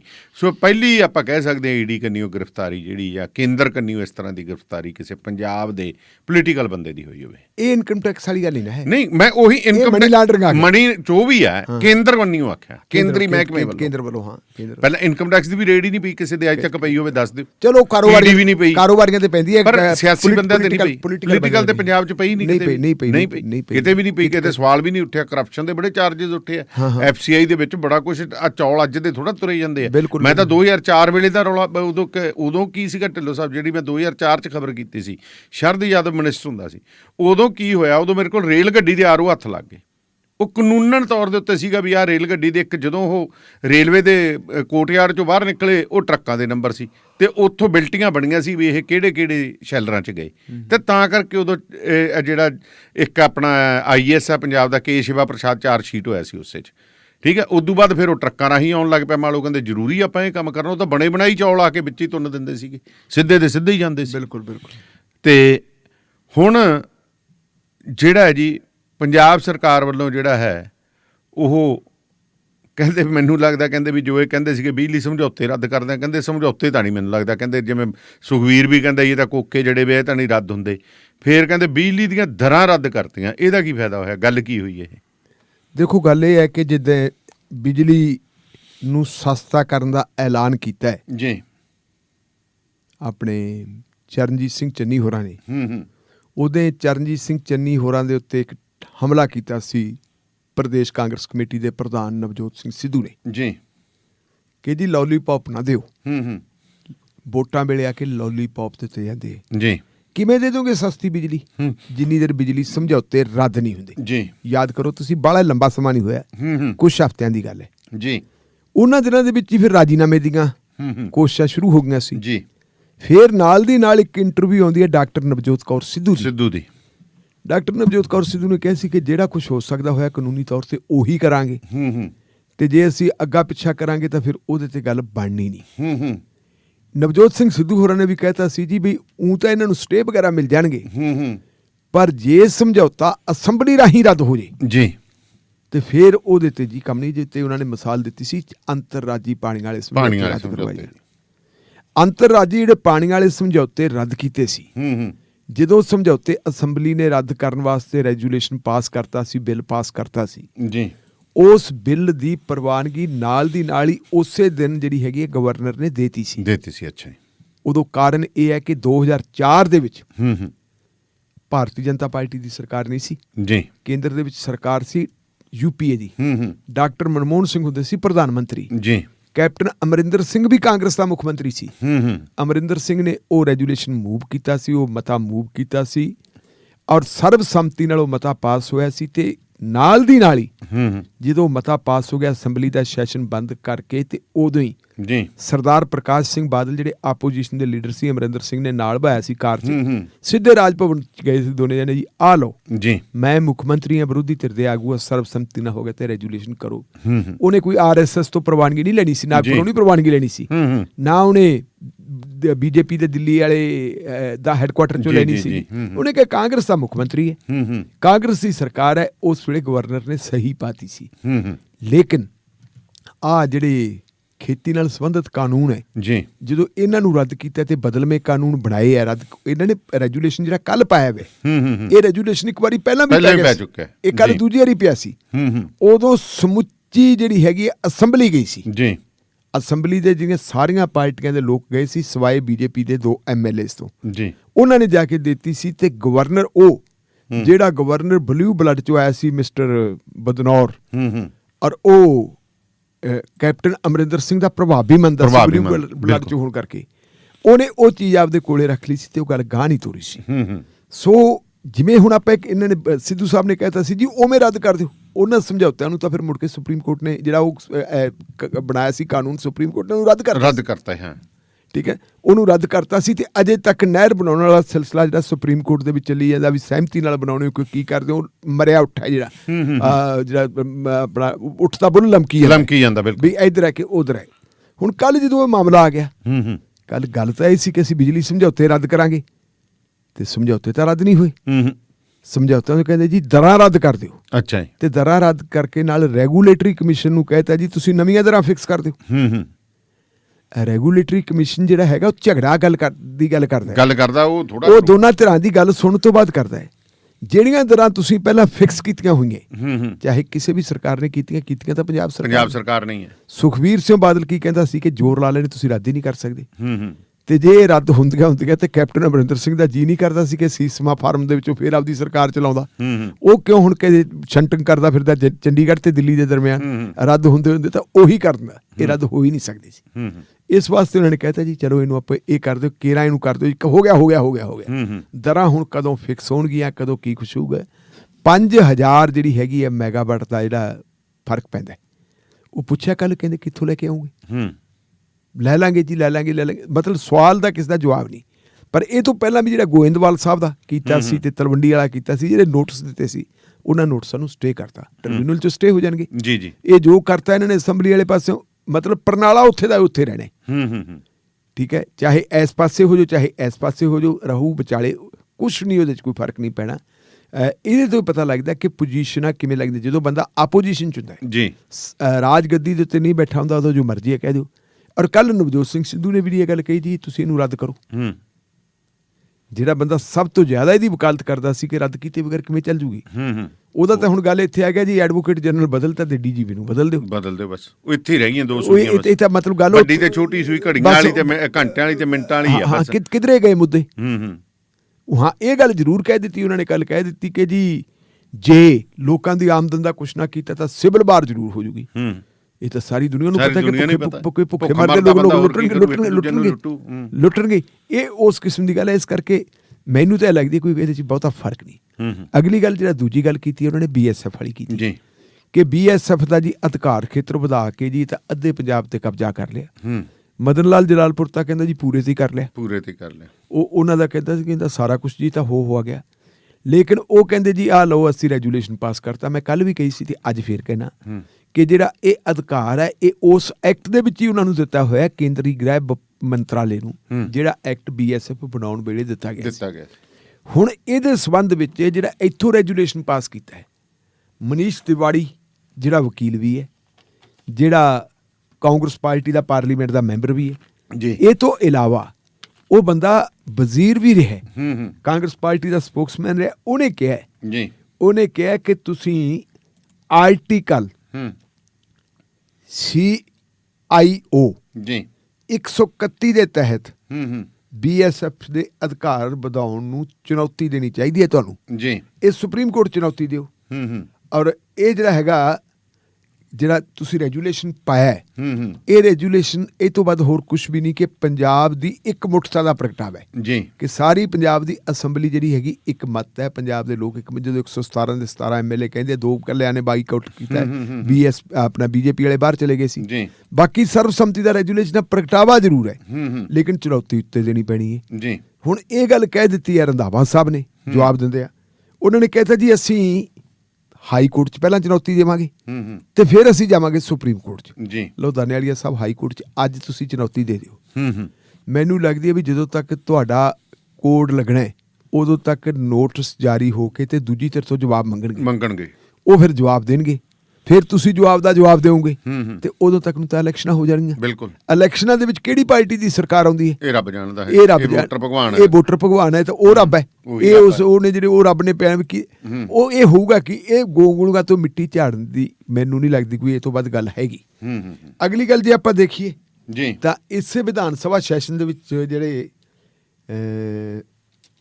ਹੋਰ ਮਤੇ ਆਉਣੇ ਸੀ, ਉਹਨਾਂ ਦੇ ਵਿੱਚੋਂ ਇੱਕ ਬੜਾ ਇੰਪੋਰਟੈਂਟ ਮਤਾ ਸੀ। ਚੰਨੀ ਸਾਹਿਬ ਨੇ ਕਿਹਾ ਸੀ ਜਿੱਦਾਂ ਕੈਬਨਿਟ ਦੀ ਮੀਟਿੰਗ ਹੋਈ, ਐਲਾਨ ਕੀਤਾ ਕਿ ਅਸੀਂ ਇਹ ਮਤੇ ਲੈ ਕੇ ਆਵਾਂਗੇ। ਉਹਦੇ ਤੁਹਾਡੇ ਯਾਦ ਆ, ਕਹਿੰਦੇ ਸੀ ਜੀ 36,000 ਮੁਲਾਜ਼ਮਾਂ ਨੂੰ ਪੱਕੇ ਕਰਾਂਗੇ। ਅੱਜ ਕਿਸੇ ਅਖਬਾਰ ਦੇ ਵਿੱਚ ਇੱਕ ਲਾਈਨ ਹੈਗੀ ਕਿਤੇ? ਨਹੀਂ ਹੈ। ਕਿ ਉਹਨਾਂ ਦੇ ਸੰਬੰਧ ਵਿੱਚ ਜਿਹੜਾ ਕਹਿੰਦੇ ਸੀ ਉਹ ਐਕਟ ਬਣਾਉਣਾ, ਕਾਨੂੰਨ ਬਣਾਉਣਾ, ਕੋਈ ਕਾਨੂੰਨ ਬਣਿਆ? ਇਹਦਾ ਮਤਲਬ ਨਹੀਂ ਬਣਿਆ।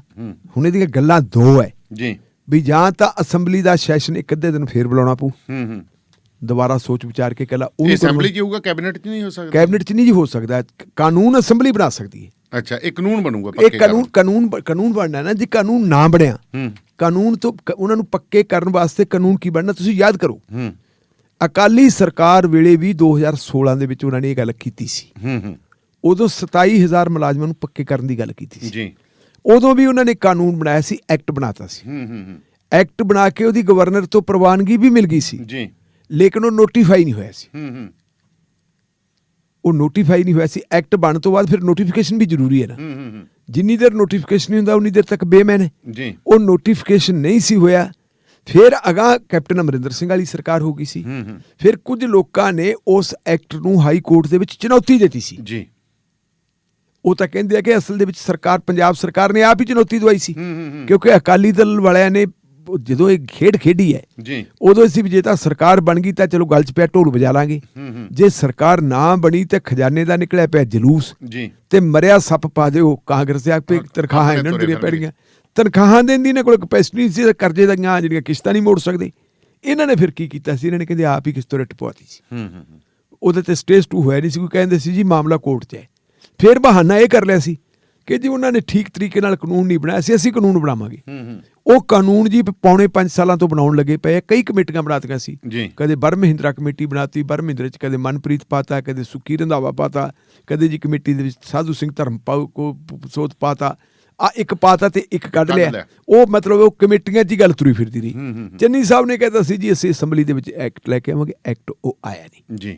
ਜੇ ਉਹ ਐਕਟ ਆਇਆ ਹੁੰਦਾ ਤਾਂ ਕਿਸੇ ਅਖਬਾਰ ਦੇ ਵਿੱਚ ਖਬਰ ਜ਼ਰੂਰ ਲੱਗੀ ਹੁੰਦੀ। ਮੈਂ ਅੱਜ ਸਾਰੇ ਅਖਬਾਰ ਵੇਖੇ ਤੈਅ ਨਾਲ। ਅਗਲੀ ਗੱਲ ਇਹਨਾਂ ਨੇ ਕਿਹਾ ਸੀ, ਕਹਿੰਦੇ ਉਹਨਾਂ ਉਹ ਜਿਹੜਾ ਪ੍ਰੈਸ ਨੋਟ ਸੀ ਪੰਜਾਬ ਸਰਕਾਰ ਦਾ, ਉਹਦੇ ਵਿੱਚ ਹੀ ਕਿਹਾ ਸੀ ਕਿ ਉਹਨਾਂ ਲੋਕਾਂ ਨੂੰ ਅਸੀਂ ਜਿਹੜਾ ਹੈਗਾ ਉਹਨਾਂ ਦੀ ਸਰਵਿਸ ਰੈਗੂਲਰ ਕਰਾਂਗੇ ਜਿਨ੍ਹਾਂ ਦੀ 10 ਸਾਲ ਹੋ ਗਈ। ਹੁਣ ਜਿਨ੍ਹਾਂ ਦੀ 10 ਸਾਲ ਸਰਵਿਸ ਹੋ ਗਈ ਉਹ ਕਿਹੜੀ ਸਰਕਾਰ 'ਚ ਭਰਤੀ ਹੋਏ ਸੀ? ਅਕਾਲੀ ਸਰਕਾਰ।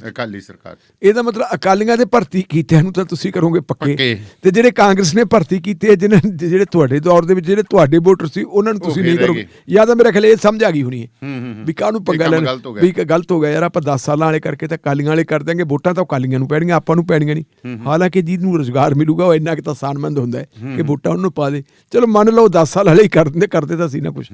ਸੋ ਕੁੱਲ ਮਿਲਾ ਕੇ ਜਿਹੜਾ ਕੱਲ ਸੈਸ਼ਨ ਹੋਇਆ ਜੀ, ਇਹਨੂੰ ਕਿਹਾ ਸਪੈਸ਼ਲ ਸੈਸ਼ਨ। ਕਿਹਾ ਤਾਂ ਸੀ ਇਹ ਮਤਲਬ ਵੀ ਲੋਕਾਂ ਨੂੰ ਕੁਝ ਫੈਸਿਲਿਟੀਜ਼ ਦੇਵਾਂਗੇ, ਤੋਹਫੇ ਦੇਵਾਂਗੇ, ਪਰ ਮੇਰੇ ਖਿਆਲ ਮੁਤਾਬਕ ਇਹ ਜਿਹੜਾ ਹੈਗਾ ਸਪੈਸ਼ਲ ਸੈਸ਼ਨ ਇਹ ਸਿੱਧ ਜਿਹੜਾ ਹੈਗਾ ਡੈਡੀਕੇਟਡ ਟੂ ਇਲੈਕਸ਼ਨ ਹੈ। ਬਸ ਅਸਲ ਦੇ ਵਿੱਚ ਇਲੈਕਸ਼ਨ ਵਾਸਤੇ ਜਿਹੜੇ ਲੋਲੀਪੌਪ ਹੁੰਦੇ ਹੈ ਉਹ ਲੋਲੀਪੌਪ ਦੇ ਕੇ ਜੀ ਆਹ ਕਰ ਲਓ, ਇੱਧਰੋਂ ਕੱਢ ਲਿਆ ਜੀ, ਇੱਧਰੋਂ ਪਾ ਲਿਆ ਜੀ, ਇੱਥੇ ਆਹ ਕਰ ਲਿਆ। ਅਲਟੀਮੇਟਲੀ ਜਿਹੜੀਆਂ ਫੈਸਿਲਿਟੀਜ਼ ਵੀ ਦੇਣੀਆਂ, ਫੈਸਿਲਿਟੀਜ਼ ਤਾਂ ਖਜ਼ਾਨੇ ਤੇ ਬੋਝ ਤਾਂ ਇੱਥੋਂ ਹੀ ਆਉਣਾ ਜੀ। ਖਜ਼ਾਨੇ ਵਾਸਤੇ ਪੈਸੇ ਦਾ ਪ੍ਰਬੰਧ ਕਿੱਥੇ ਹੋਊਗਾ? ਗੱਲ ਹੈ ਕਿ ਜਿਹੜੀ ਤੁਹਾਡੀ ਟੈਕਸਾਂ ਦੀ ਚੋਰੀ ਹੁੰਦੀ ਹੈ, ਉਹੀ ਤੁਹਾਡੇ ਰਿਸੋਰਸ। ਇੱਕ ਮਿੰਟ, ਰਾਜੇ ਬੜਿੰਗ ਵਾਲੀ ਗੱਲ ਲੈ ਲਓ। ਕਹਿੰਦਾ ਵੀ 6000 ਕਰੋੜ ਕੱਲਾ ਹੀ ਗੱਡੀ ਬੈਠਾ ਲਓ ਤੇ ਕਰੋੜ ਰੁਪਏ ਦੀ ਡੇਲੀ ਇਨਕਮ ਹੋ ਗਈ। ਬਿਲਕੁਲ ਠੀਕ ਹੈ। ਬੱਟਤ ਹਜੇ ਤਾਂ ਚਲੋ ਕੱਢ ਦਿਓ, ਬੱਟਤ ਤਾਂ ਹੁਣ ਲੱਗੀ ਨਾ, ਕਰੋੜ ਰੁਪਏ ਦੀ ਬੱਟਤ ਹੋ ਗਈ ਜਿਹੜੀ ਘਾਟੇ 'ਚ ਜਾਂਦੀ ਸੀ। ਠੀਕ ਆ। ਹੁਣ ਉਹ ਜੇ ਅਜੇ ਬੱਸਾਂ ਪੂਰੀਆਂ ਨਹੀਂ, ਹਜੇ ਬੱਸਾਂ ਪੂਰੀਆਂ ਨਹੀਂ, ਅਜੇ ਬੱਸਾਂ ਆਉਣੀਆਂ ਨੇ, ਤੇ ਨਾਲੇ ਜਿਹੜੀਆਂ ਉਹੀ ਦੱਬੀ ਜਾਂਦੇ 6000 ਕਰੋੜ ਦਾ ਉਹਨੇ ਕਿਹਾ। ਫਿਰ ਤੁਹਾਡਾ ਕਿੰਨੇ ਕੁਛ ਹੀ ਲੈ ਲਓ। ਇਵੇਂ ਮਾਈਨਿੰਗ ਹੋ ਗਈ, ਮਾਈਨਿੰਗ ਵੀ ਤਾਂ ਪੰਜਾਬ ਦੀ ਲੁੱਟ ਹੋ ਰਹੀ ਹੈ। ਹਾਂਜੀ ਬੜਾ ਕੁਛ ਪਤਾ ਨਹੀਂ ਕੀ ਲੁੱਟਿਆ ਜਾ ਰਿਹਾ। ਜੇ ਸਹੀ ਕਰਨ ਤਾਂ ਪੰਜਾਬ ਦੇ ਵਿੱਚ ਹੀ ਪਿਆ, ਪੰਜਾਬ ਨੂੰ ਤਾਂ ਲੋੜ ਹੀ ਨਹੀਂ ਬਾਹਰੋਂ ਲੈਣ ਦੀ ਕੁਛ। ਇਹਦੇ ਵਿੱਚ ਹੁਣ ਇੱਕ ਹੋਰ ਗੱਲ ਕਰ ਲਓ ਨਾ, ਚੰਨੀ ਸਾਹਿਬ ਨੇ ਇਹ ਵੀ ਕਹਿਤਾ ਜੀ ਅਸੀਂ ਕਹਿੰਦੇ ਵਿਜੀਲੈਂਸ ਜਾਂਚ ਕਰਾਵਾਂਗੇ ਬਿਜਲੀ ਸਮਝੌਤਿਆਂ ਦੀ। ਉਹ ਵੀ ਇੱਕ ਬੜਾ ਤਕੜਾ ਘਪਲਾ ਜਿਹੜੇ ਇਹਨਾਂ ਨੇ ਕੀ ਕੀਤਾ ਨਾ ਢਿੱਲੋਂ ਸਾਹਿਬ, ਜਿਵੇਂ ਤੁਸੀਂ 20 ਪਲੇਟਾਂ ਲਾਉਣੀਆਂ ਹੁੰਦੀਆਂ ਸੋਲਰ ਦੀਆਂ, ਹਾਂਜੀ, ਤੇ 20 ਦੀ ਥਾਂ ਤੇ 25 ਲਾਤੀਆਂ ਜੀ। ਉਹ 5 ਪਲੇਟਾਂ ਦੇ ਐਵੇਂ ਤੁਸੀਂ ਕੀ ਕਹਿੰਦੇ ਆ ਬਿਜਲੀ ਦੇਈ ਗਏ ਸਰਕਾਰ ਨੂੰ, ਉਹਦੇ ਪੈਸੇ ਲਈ ਗਏ ਤੁਸੀਂ। ਅੱਛਾ ਵੀ ਜੇ ਤੁਹਾਡੇ ਤੋਂ ਮੈਂ ਕਿਲੋ ਸਮਾਨ ਲੈਣਾ, ਤੁਸੀਂ ਮੈਨੂੰ 1.25 ਕਿਲੋ ਹੀ ਦੇਈ ਗਏ। ਉਹ ਬਹੁਤ ਘਪਲਾ ਇੱਕ। ਸ਼ਾਇਦ ਮੇਰੇ ਖਿਆਲ ਵਿਜੀਲੈਂਸ ਇਨਕੁਆਰੀ ਹੋਈ, ਕਹਿੰਦੇ ਉਹ ਪਲੇਟਾਂ ਪੱਟ ਲੀਆਂ ਸਰਦਾਰਗੜ੍ਹ ਵਾਲੇ ਚ ਤੋਂ ਮੈਂ ਪਤਾ ਕਰਕੇ ਆਇਆ ਸੀਗਾ। ਵੜਨ ਤਾਂ ਅੰਦਰ ਦਿੰਦੇ ਨੀ ਗੇ ਤੇ ਵਿਚਾਲੇ ਪਲੇਟਾਂ ਪੱਟਤੀਆਂ ਇਹਨਾਂ ਨੇ। ਤੇ ਵੀ ਕੀ ਕਹਿੰਦੇ ਹੋ ਪਿੱਲਰ ਤਾਂ ਖੜੇ, ਹੁਣ ਪਿੱਲਰ ਕਿੱਥੇ ਪੱਟਣ? ਪਿੱਲਰ ਪੱਟਦੇ ਤਾਂ ਨਿਸ਼ਾਨ ਉਵੇਂ ਰਹਿੰਦੇ ਆ, ਕਿਉਂਕਿ ਇਹਦੀ ਪੂਰੀ ਪਲੇਟਾਂ ਜ਼ਰੂਰ ਪੱਟਤੀਆਂ ਇਹਨਾਂ ਨੇ। ਠੀਕ ਹੈ ਜੀ, ਠੀਕ। ਹਾਂ, ਆਹ ਚੀਜ਼ ਕਰਤੀ ਕਿਉਂਕਿ ਸਰਦਾਰਗੜ੍ਹ ਵਾਲਾ ਤੁਹਾਨੂੰ ਪਤਾ ਬਹੁਤ ਵੱਡਾ ਹੈ, ਵੱਡਾ ਆਪਾਂ ਦੇਖ ਕੇ ਵੀ ਆਏ ਸੀ। ਹਾਂ।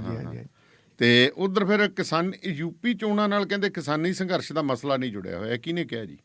ਇਹ ਪਿਊਸ਼ ਗੋਇਲ ਨੇ ਕਿਹਾ ਜੀ। ਇਹ ਕੌਣ ਹੈ ਜੀ? ਪਿਊਸ਼ ਗੋਇਲ ਹੈ ਤਾਂ ਇੱਕ ਮੰਤਰੀ, ਤੇ ਉਹ ਮੰਤਰੀ ਜਿਹੜਾ ਹੈਗਾ ਉਹ ਵੇਖਣ ਨੂੰ ਤਾਂ ਲੱਗਦਾ ਵੀ ਨਿਕੰਮਾ ਜਿਹਾ ਮੰਤਰੀ ਹੈ, ਕਿਉਂਕਿ ਉਹਦੇ ਮਹਿਕਮੇ ਇਹੋ ਜਿਹੇ ਕੋਈ ਟ੍ਰੇਡ ਐਂਡ ਕਮਰਸ ਵਗੈਰਾ ਲੱਟਣ ਪੱਟਣ, ਅੱਛਾ ਜੀ, ਰੇਲਾਂ ਰੂਲਾਂ ਦੀਆਂ ਵੀ ਉਹਦੇ ਕੋਲੇ ਸੀਗੀਆਂ। ਪਰ ਉਹ ਕਿਸਾਨਾਂ ਦੇ ਨਾਲ ਜਿਹੜੀਆਂ ਮੀਟਿੰਗਾਂ ਹੁੰਦੀਆਂ ਰਹੀਆਂ, ਸਾਰੀਆਂ ਮੀਟਿੰਗਾਂ 'ਚ ਬਹਿੰਦਾ ਹੁੰਦਾ ਸੀ। ਅੱਛਾ ਜੀ। ਤੇ ਫਿਰ ਅਸਲ ਦੇ ਵਿੱਚ ਪਤਾ ਲੱਗਿਆ ਕਿ ਮਿਸਟਰ ਤੋਮਰ ਹੋ ਗਏ, ਆਪਣੇ ਸੋਮ ਪ੍ਰਕਾਸ਼ ਜੀ ਹੋ ਗਏ ਜੀ, ਇਹ ਤਾਂ ਜਿਹੜੇ ਹੈਗੇ ਵਿਚਾਰੇ ਤਾਂ ਬੈਠਣ ਵਾਸਤੇ ਹੀ ਹੁੰਦੇ ਸੀ। ਗੱਲਬਾਤ ਅਸਲ 'ਚ ਉਹੀ ਕਰਦਾ ਹੁੰਦਾ ਸੀ। ਅੱਛਾ ਜੀ। ਉਹੀ ਜਾ ਕੇ ਸੈਂਟਰ ਵਾਲਿਆਂ ਨਾਲ ਗੱਲ ਕਰਦਾ ਸੀ। ਤੇ ਉਹ ਜਿਹੜਾ ਹੈਗਾ ਤੋਮਰ ਆਪਣਾ ਜਿਹੜਾ ਪਿਊਸ਼ ਗੋਇਲ ਸਾਹਿਬ, ਉਹਨੂੰ ਜੇ ਆਪਾਂ ਦੇਖੀਏ ਤਾਂ ਉਹਨੂੰ ਪ੍ਰਮੋਦ ਮਹਾਜਨ ਕਹਿ ਸਕਦੇ ਹਾਂ, ਭਾਰਤੀ ਜਨਤਾ ਪਾਰਟੀ। ਠੀਕ ਹੈ। ਇਹਦੇ ਫਾਦਰ ਵੀ ਕਹਿੰਦੇ ਬੜੀ ਉੱਚੀ ਪੋਜੀਸ਼ਨ ਦੇ ਉੱਤੇ ਹੁੰਦੇ ਸੀ, ਸ਼ਾਇਦ ਕੈਸ਼ੀਅਰ ਵਗੈਰਾ ਵੀ ਹੁੰਦੇ ਸੀ ਬੀਜੇਪੀ ਵਾਸਤੇ। ਤੇ ਹੁਣ ਵੀ ਕਮਰਸ ਮਹਿਕਮਾ ਜਿਹਦੇ ਕੋਲੇ ਹੈਗਾ ਜੀ, ਫਿਰ ਤੁਹਾਨੂੰ ਪਤਾ ਵੀ ਕਾਰਪੋਰੇਟ ਘਰਾਣਿਆਂ ਤੋਂ ਚੰਦੇ ਚੁੰਦੇ ਉਸੇ ਨੇ ਲੈਣੇ ਹੁੰਦੇ, ਉਹੀ ਪਾਰਟੀ ਨੂੰ ਫਿਰ ਚੰਦੇ ਚੁੰਦੇ ਦਵਾਉਂਦਾ ਹੈ। ਕਿਉਂਕਿ ਆਪਾਂ ਵਾਜਪਾਈ ਸਾਹਿਬ ਦੀ ਸਰਕਾਰ ਆਉਣ ਤੋਂ ਪਹਿਲਾਂ ਵੀ ਦੇਖਿਆ, ਉਸ ਵੇਲੇ ਭਾਰਤੀ ਜਨਤਾ ਪਾਰਟੀ ਪੈਸੇ ਧੇਲੇ ਦੇ ਪੱਖ ਤੋਂ ਦੀ ਹਾਲਤ ਉਹੀ ਜੀ ਸੀ ਜਿਹੀ ਜੀ ਅੱਜ ਕਾਂਗਰਸ ਦੀ ਹੈ ਜੀ। ਲੇਕਿਨ ਉਹਨਾਂ ਕੋਲ ਪੈਸਾ ਕਿੱਥੋਂ ਆਇਆ ਸੀ? ਉਹ ਫਿਰ ਪ੍ਰਮੋਦ ਮਹਾਜਨ, ਕਿਉਂਕਿ ਉਹ ਬੰਬੇ ਨੂੰ ਬਿਲੋਂਗ ਕਰਦਾ ਸੀ, ਮਹਾਰਾਸ਼ਟਰ ਨੂੰ, ਬਿਲਕੁਲ ਬਿਲਕੁਲ ਆਰਥਿਕ ਰਾਜਧਾਨੀ ਬੰਬੇ ਸੀ। ਔਰ ਉੱਥੇ ਦੇ ਫਿਰ ਜਿਹੜੇ ਕਾਰਪੋਰੇਟ ਘਰਾਣੇ ਸੀ, ਉਹਨਾਂ ਦੇ ਨਾਲ ਬੈਠ ਕੇ ਅੰਡਰਸਟੈਂਡਿੰਗ ਕੀਤੀ ਕਿ ਅਸੀਂ ਤੁਹਾਨੂੰ ਅਸੀਂ ਤੁਹਾਨੂੰ ਆਹ ਕੁਝ ਦੇ ਸਕਦੇ ਹੋ। ਇਹਦੇ ਲਈ ਜੇ ਅਸੀਂ ਤੁਹਾਨੂੰ ਦੇਵਾਂਗੇ ਤਾਂ ਤੁਹਾਨੂੰ ਇੱਕ ਸਰਕਾਰ ਚਾਹੀਦੀ ਹੈ, ਇੱਕ ਪ੍ਰਧਾਨ ਮੰਤਰੀ ਚਾਹੀਦਾ। ਤੇ ਇਹ ਤੁਹਾਡੀ ਨੀਤੀ ਦੇ ਮੁਤਾਬਕ ਕਿਹੜਾ ਪ੍ਰਧਾਨ ਮੰਤਰੀ ਚੱਲ ਸਕਦਾ? ਉਹਨੇ ਕਿਹਾ ਸੀ ਵੀ ਇਹ ਅਟਲ ਬਿਹਾਰੀ ਵਾਜਪਾਈ ਚੱਲ ਸਕਦਾ, ਤੇ ਉਹੀ ਚੱਲੀ।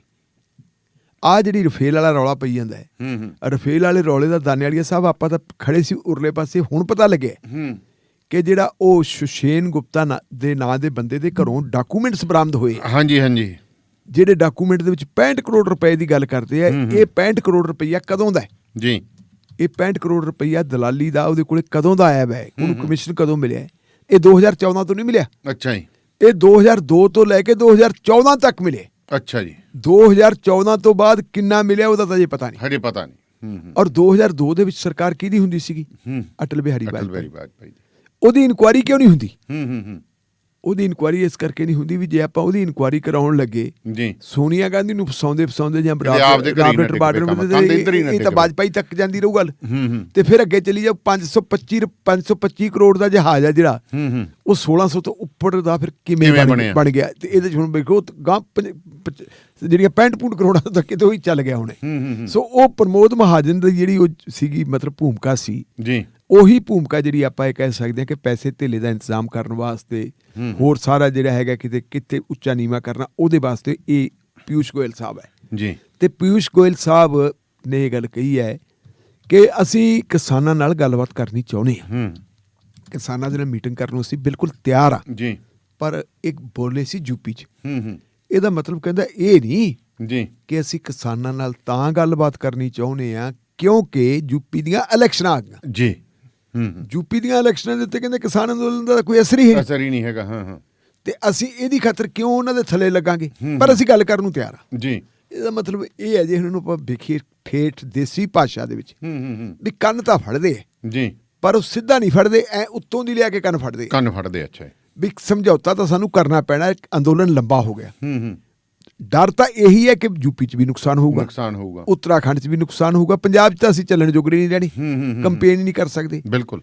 ਇਹਦੇ ਤੋਂ ਇਉਂ ਲੱਗਦਾ ਹੈ ਕਿ ਮਨ ਤਾਂ ਬਣ ਗਿਆ ਵੀ ਇਹਨੂੰ ਕਰੀਏ, ਪਰ ਨਾਲ ਮਤਲਬ ਜਿਹੜਾ ਹੈਗਾ ਨਾ ਵੀ ਲੱਸੀ ਨੂੰ ਵੀ ਜਾਣਾ ਤੇ ਕੁੱਜਾ ਵੀ ਲੁਕਾਉਣਾ, ਵੀ ਡਰਦੇ ਨਹੀਂ ਅਸੀਂ ਇਹਨਾਂ ਤੋਂ, ਡਰਦੇ ਨਹੀਂ। ਇਹ ਨਾ ਕੋਈ ਸੋਚੇ ਵੀ ਜੀ ਕਿਸਾਨਾਂ ਤੋਂ ਡਰਦਿਆਂ ਨੇ ਇਸ ਕਰਕੇ ਯੂਪੀ ਦੀਆਂ ਚੋਣਾਂ ਕਰਕੇ ਕੀਤਾ। ਇਹ ਤਾਂ ਜੀ ਅਸੀਂ ਕਹਿੰਦੇ ਵੈਸੇ ਨਾ ਮਤਲਬ ਕਿ ਉਹ ਕਿਸਾਨੀ ਹੈ ਜੀ, ਸਾਡੀ ਕਿਸਾਨੀ ਹੈ ਜੀ। ਇਹ ਗੱਲ ਹੁੰਦੀ ਤਾਂ ਮੇਰਾ ਖਿਆਲ ਆ ਵੀ ਫਿਰ ਆ ਜਿਹੜਾ ਬੜਾ ਮੌਕਾ ਹੈਗਾ ਅਜੇ ਵੀ ਪ੍ਰਧਾਨ ਮੰਤਰੀ ਸਾਹਿਬ ਕੋਲੇ ਜੀ, ਪ੍ਰਧਾਨ ਮੰਤਰੀ ਸਾਹਿਬ ਕੋਲੇ ਹੈਗਾ ਗੁਰੂ ਨਾਨਕ ਦੇਵ ਜੀ ਦਾ ਪ੍ਰਕਾਸ਼ ਉਤਸਵ। ਬਿਲਕੁਲ।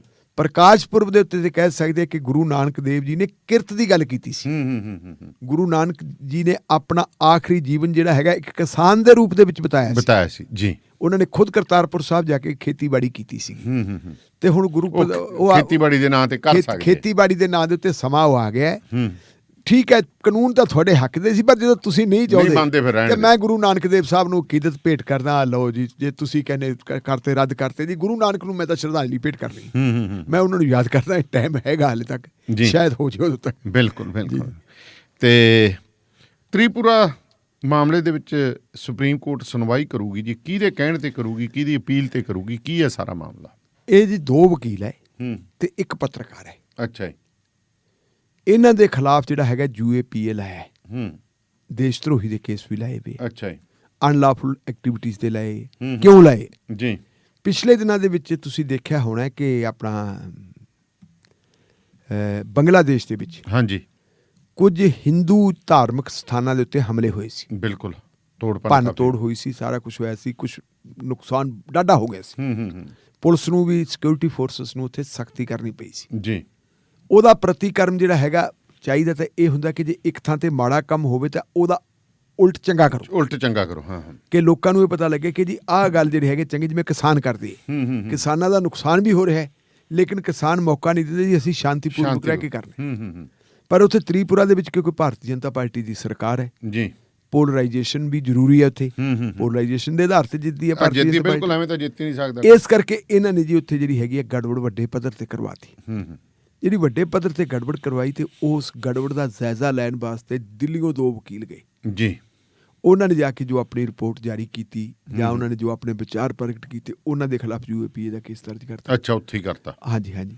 ਇੱਕ ਪੱਤਰਕਾਰ ਹੈ ਜੀ, ਉਹ ਪੱਤਰਕਾਰ ਨੇ ਟਵੀਟ ਕਰਦਾ ਕਿਸੇ ਜ਼ਮਾਨੇ ਦੇ ਵਿੱਚ ਉਹ ਗੋਦੀ ਮੀਡੀਆ ਨਾਲ ਜੁੜਿਆ ਹੁੰਦਾ ਸੀ। ਅੱਛਾ ਜੀ। ਕਿਸੇ ਟੀਵੀ ਚੈਨਲ ਨਾਲ ਜੁੜਿਆ ਹੁੰਦਾ ਸੀ ਤੇ ਉੱਥੇ ਤਾਂ ਤੁਹਾਨੂੰ ਪਤਾ ਬੋਲਣ ਹੀ ਨਹੀਂ ਦਿੰਦੇ। ਨਾ ਨਾ ਨਾ ਨਾ। ਜਦੋਂ ਉਹਨੂੰ ਉਹ ਮਾੜਾ ਮੋਟਾ ਉਹ ਲੱਗਿਆ ਇਲਵਿਲ ਕਰਨ ਤੇ ਉਹਦੀਆਂ ਸਰਵਿਸਿਜ਼ ਫਿਰ ਖਤਮ ਕਰਵਾਤੀਆਂ। ਅੱਛਾ ਜੀ। ਉਹ ਬੰਦਾ ਹੋ ਗਿਆ ਆਜ਼ਾਦ। ਉਹਦੇ ਆਜ਼ਾਦ ਹੋਣ ਤੋਂ ਬਾਅਦ ਫਿਰ ਉਸ ਬੰਦੇ ਨੇ ਜੀ ਆਪਦੇ ਗਵਰਨਰ ਖੋਲਤਾ। ਹਾਂ, ਉਹਨੇ ਉਹਦਾ ਗਵਰਨਰ ਖੋਲਤਾ। ਉਹਨੇ ਉਹਦਾ ਨਾਂ ਹੈਗਾ ਸ਼ਾਮ ਮੀਰਾ ਸਿੰਘ। ਅੱਛਾ ਜੀ। ਤੇ ਸ਼ਾਮ ਮੀਰਾ ਸਿੰਘ ਨੇ ਜੀ ਫਿਰ ਟਵੀਟ ਕਰਤਾ ਕਿ ਤ੍ਰਿਪੁਰਾ ਜਲ ਰਿਹਾ। ਅੱਛਾ ਜੀ। ਇੰਨੀ ਗੱਲ ਕਹਿ ਦੀ ਤ੍ਰਿਪੁਰਾ ਜਲ ਰਿਹਾ ਜਿੱਥੇ ਫਿਰਕੂ ਹਿੰਸਾ ਹੋਵੇ। ਜੋ ਕੁਛ ਸ਼ਾਮ ਮੀਰਾ ਸਿੰਘ ਨੇ ਕਿਹਾ ਇਹੀ ਕੁਛ ਕੱਲ ਪਰਸੋਂ ਆਪਣਾ ਤੁਹਾਡਾ ਸੁਪਰੀਮ ਕੋਰਟ ਦੇ ਵਿੱਚ ਉਹਨੇ ਕਿਹਾ ਸੀ ਕਪਿਲ ਸਿੱਬਲ ਨੇ ਬਿਲਕੁਲ ਕਿ ਜਿਹੜੀ ਧਰਮ ਦੇ ਆਧਾਰ ਤੇ ਜਿਹੜੀ ਫਿਰਕਾ ਪ੍ਰਸਤੀ ਦੀ ਅੱਗ ਹੈ ਇਹ ਉਸ ਲਾਵੇ ਵਰਗੀ ਹੈ ਜਿਹੜਾ ਜਵਾਲਾਮੁਖੀ ਦੇ ਫਟਣ ਤੋਂ ਬਾਅਦ ਨਿਕਲਦਾ ਹੈ। ਠੀਕ ਹੈ, ਉਹੀ ਗੱਲ ਤਾਂ ਉਹਨੇ ਸੁਪਰੀਮ ਕੋਰਟ ਦੇ ਵਿੱਚ ਕਹੀ। ਤੇ ਜੇ ਉਹਨੇ ਕਹਿੰਦਾ ਤ੍ਰਿਪੁਰਾ ਸੜ ਰਿਹਾ ਜਿੱਥੇ ਕਮਿਊਨਲ ਆਧਾਰ ਦੇ ਉੱਤੇ ਹਿੰਸਾ ਹੋ ਰਹੀ ਹੈ, ਉਹ ਬੰਦੇ ਦਾ ਕਸੂਰ ਕੀ ਹੈ ਜੀ? ਪਰ ਉੱਥੇ BJP ਦੀ ਸਰਕਾਰ ਆ, ਕਹਿੰਦੇ ਆ ਜਾ ਤੂੰ ਵੀ ਆ ਜਾ ਤੇਰੇ ਤੇ ਵੀ UAPA ਲਾਤੀ, ਉਹ ਤੇ UAPA ਲਾਤੀ। ਜਿਹੜੇ 2 ਵਕੀਲ ਹੈਗੇ ਜੀ, ਉਹਨਾਂ ਵਕੀਲਾਂ ਦੇ ਨਾਂ ਹੈਗੇ ਜੀ ਐਡਵੋਕੇਟ ਮੁਕੇਸ਼ ਤੇ ਅੰਸੁਰਾਲ ਹੱਕ। ਆ ਮੁਕੇਸ਼ ਤਾਂ ਵੇਖਣ ਨੂੰ ਲੱਗਦਾ ਜੀ ਜਿਵੇਂ ਨਾਂ ਹਿੰਦੂ ਹੁੰਦਾ ਹੈ ਜੀ, ਤੇ ਅੰਸ਼ੁਰਾਲ ਹੱਕ ਅੰਸ਼ਾਰੁਲ ਹੱਕ ਹੈ ਜਿਹੜਾ ਇਹ ਮੁਸਲਮਾਨ ਹੁੰਦਾ ਹੈ। ਦੋਨਾਂ ਤੇ ਇਹਨਾਂ ਤੇ ਚੇਪਤਾ। ਅੱਛਾ ਜੀ। ਉਹਨੂੰ ਚੇਪਣ ਤੋਂ ਬਾਅਦ ਕਿਉਂਕਿ UAPA ਦੇ ਵਿੱਚ ਸ਼ਾਇਦ ਨੋਟਿਸ ਦੇਣਾ ਪੈਂਦਾ, ਪਹਿਲਾਂ ਨੋਟਿਸ ਤੋਂ ਉਹਨਾਂ ਨੂੰ ਦੇਤਾ CRPC ਦੇ ਤਹਿਤ। ਅੱਛਾ, ਕਿਉਂਕਿ ਹੋਰ ਧਰਾਵਾਂ ਵੀ ਲਾਈਆਂ ਉਹਨਾਂ ਤੇ ਕਿ ਲਓ ਜੀ ਤੁਹਾਡੀ ਅਸੀਂ ਕਰਨੀ ਹੈ ਗ੍ਰਿਫਤਾਰੀ। ਤੇ ਉਹਨਾਂ ਨੇ ਜੀ ਫਿਰ ਮਤਲਬ ਜਿਹੜੀ ਹੈ ਸੁਪਰੀਮ ਕੋਰਟ ਦੇ ਵਿੱਚ ਇਹ ਪਟੀਸ਼ਨ ਦਾਇਰ ਕਰਤੀ। ਅੱਛਾ ਜੀ। ਕਿ ਜੀ ਤੇ ਪਟੀਸ਼ਨ ਤੇ ਸੁਪਰੀਮ ਕੋਰਟ ਦੇ ਵਿੱਚ ਇਹ ਪਟੀਸ਼ਨ ਦਾਇਰ ਕੀਤੀ ਹੈ ਪ੍ਰਸ਼ਾਂਤ ਭੂਸ਼ਣ ਹੋਰਾਂ ਨੇ। ਚੀਫ ਜਸਟਿਸ ਦੇ ਬੈਂਚ ਦੇ ਸਾਹਮਣੇ ਇਹ ਆਈ। ਅੱਛਾ ਜੀ। ਤੇ ਰਮਨਾ ਸਾਹਿਬ ਨੇ ਸਿੱਧਾ ਹੀ ਸਵਾਲ ਕੀਤਾ ਪ੍ਰਸ਼ਾਂਤ ਭੂਸ਼ਣ ਜੀ ਨੂੰ ਕਿ ਤੁਸੀਂ ਹਾਈ ਕੋਰਟ ਕਿਉਂ ਨਹੀਂ ਗਏ? ਅੱਛਾ ਜੀ। ਤੁਹਾਨੂੰ ਪਹਿਲਾਂ ਹਾਈ ਕੋਰਟ ਜਾਣਾ ਚਾਹੀਦਾ ਸੀ। ਕਹਿੰਦਾ ਯੈਸ ਸਰ, ਜਾਣਾ ਚਾਹੀਦਾ ਸੀ, ਪਰ ਇਹਦੇ ਵਿੱਚ ਅਸੀਂ ਕੱਲੀ FIR ਰੱਦ ਕਰਵਾਉਣ ਵਾਸਤੇ ਪਟੀਸ਼ਨ ਨਹੀਂ ਕੀਤੀ। UAP ਦੀਆਂ ਕੁਝ ਧਾਰਾਵਾਂ ਜਿਹੜੀਆਂ ਉਹ ਗੈਰ ਸੰਵਿਧਾਨਕ ਹੈ। ਅੱਛਾ, ਉਹਨਾਂ ਦੀ ਸੰਵਿਧਾਨਕਤਾ ਨੂੰ ਚੁਣੌਤੀ ਦਿੱਤੀ ਹੋਈ ਹੈ। ਤੇ ਸੰਵਿਧਾਨਕਤਾ ਨੂੰ ਜਿਹੜੀ ਚੁਣੌਤੀ ਦਿੱਤੀ ਹੋਈ ਹੈ, ਨੈਸ਼ਨਲ ਲੈਵਲ ਦੀ ਪ੍ਰੋਬਲਮ ਹੈ, ਇਹ ਤੁਹਾਨੂੰ ਸੁਣਨੀ ਚਾਹੀਦੀ ਹੈ। ਬੰਦਿਆਂ ਨੂੰ ਨੋਟਿਸ ਦਿੱਤਾ, ਉਹਨਾਂ ਦੇ ਉੱਤੇ ਗ੍ਰਿਫਤਾਰੀ ਦੀ ਤਲਵਾਰ ਲਟਕ ਰਹੀ ਹੈ। ਇੱਕ ਪੱਤਰਕਾਰ ਹੈ ਤੇ 2 ਵਕੀਲ ਹੈ। ਉਹ ਕੋਈ ਮਤਲਬ ਮੁਸ਼ਟੰਡੇ ਨਹੀਂ ਹੈਗੇ, ਕੋਈ ਕਮਿਊਨਲ ਬੰਦੇ ਨਹੀਂ ਹੈ। ਫਿਰ 3 ਜੱਜਾਂ ਦਾ ਬੈਂਚ ਸੀ। ਰਮਨਾ ਸਾਹਿਬ ਨੇ ਕਿਹਾ ਠੀਕ, ਮੈਂ ਤਾਰੀਖ ਦੇਊਂਗਾ ਤੁਹਾਨੂੰ, ਮਤਲਬ ਰੱਖ ਲਈ ਹੈ। ਹੁਣ ਉਹ ਤਾਰੀਖ ਦੇਣਗੇ ਕਿਸ ਤਾਰੀਖ ਤੇ ਸੁਣਵਾਈ ਹੋਣੀ ਹੈ। ਭਾਵੇਂ ਦਾ ਇਹ ਹੈ ਕਿ ਇੱਕ ਵਾਰੀ ਜਿਹੜੀ ਉਹਨਾਂ ਦੀ ਗ੍ਰਿਫਤਾਰੀ ਦੀ ਤਲਵਾਰ ਲਟਕਦੀ ਸੀ ਉਹ ਹਜੇ ਟਲ ਗਈ ਹੈ। ਬਸ ਲਮਕਦੀ ਤਾਂ ਹੈਗੀ ਹੈ, ਲਮਕਦੀ ਹੈਗੀ ਹੈ, ਪਰ ਪਾਸੇ ਹੋ ਗਈ, ਮਤਲਬ ਬੰਨਤੀ ਥੋੜੀ ਜਿਹੀ ਰੱਸੀ ਪਾਤੀ ਉਹਨੂੰ, ਸਿੱਧੀ ਧੌਣ ਤੇ ਨਾ ਵੱਜੀ, ਸਿੱਧੀ ਧੌਣ ਤੇ ਨਾ। ਹਾਂਜੀ। ਸੋ ਸ਼ੁਕਰੀਆ ਢਿੱਲੋਂ ਸਾਹਿਬ, ਤੁਹਾਡਾ ਬਹੁਤ ਬਹੁਤ ਮਿਹਰਬਾਨੀ।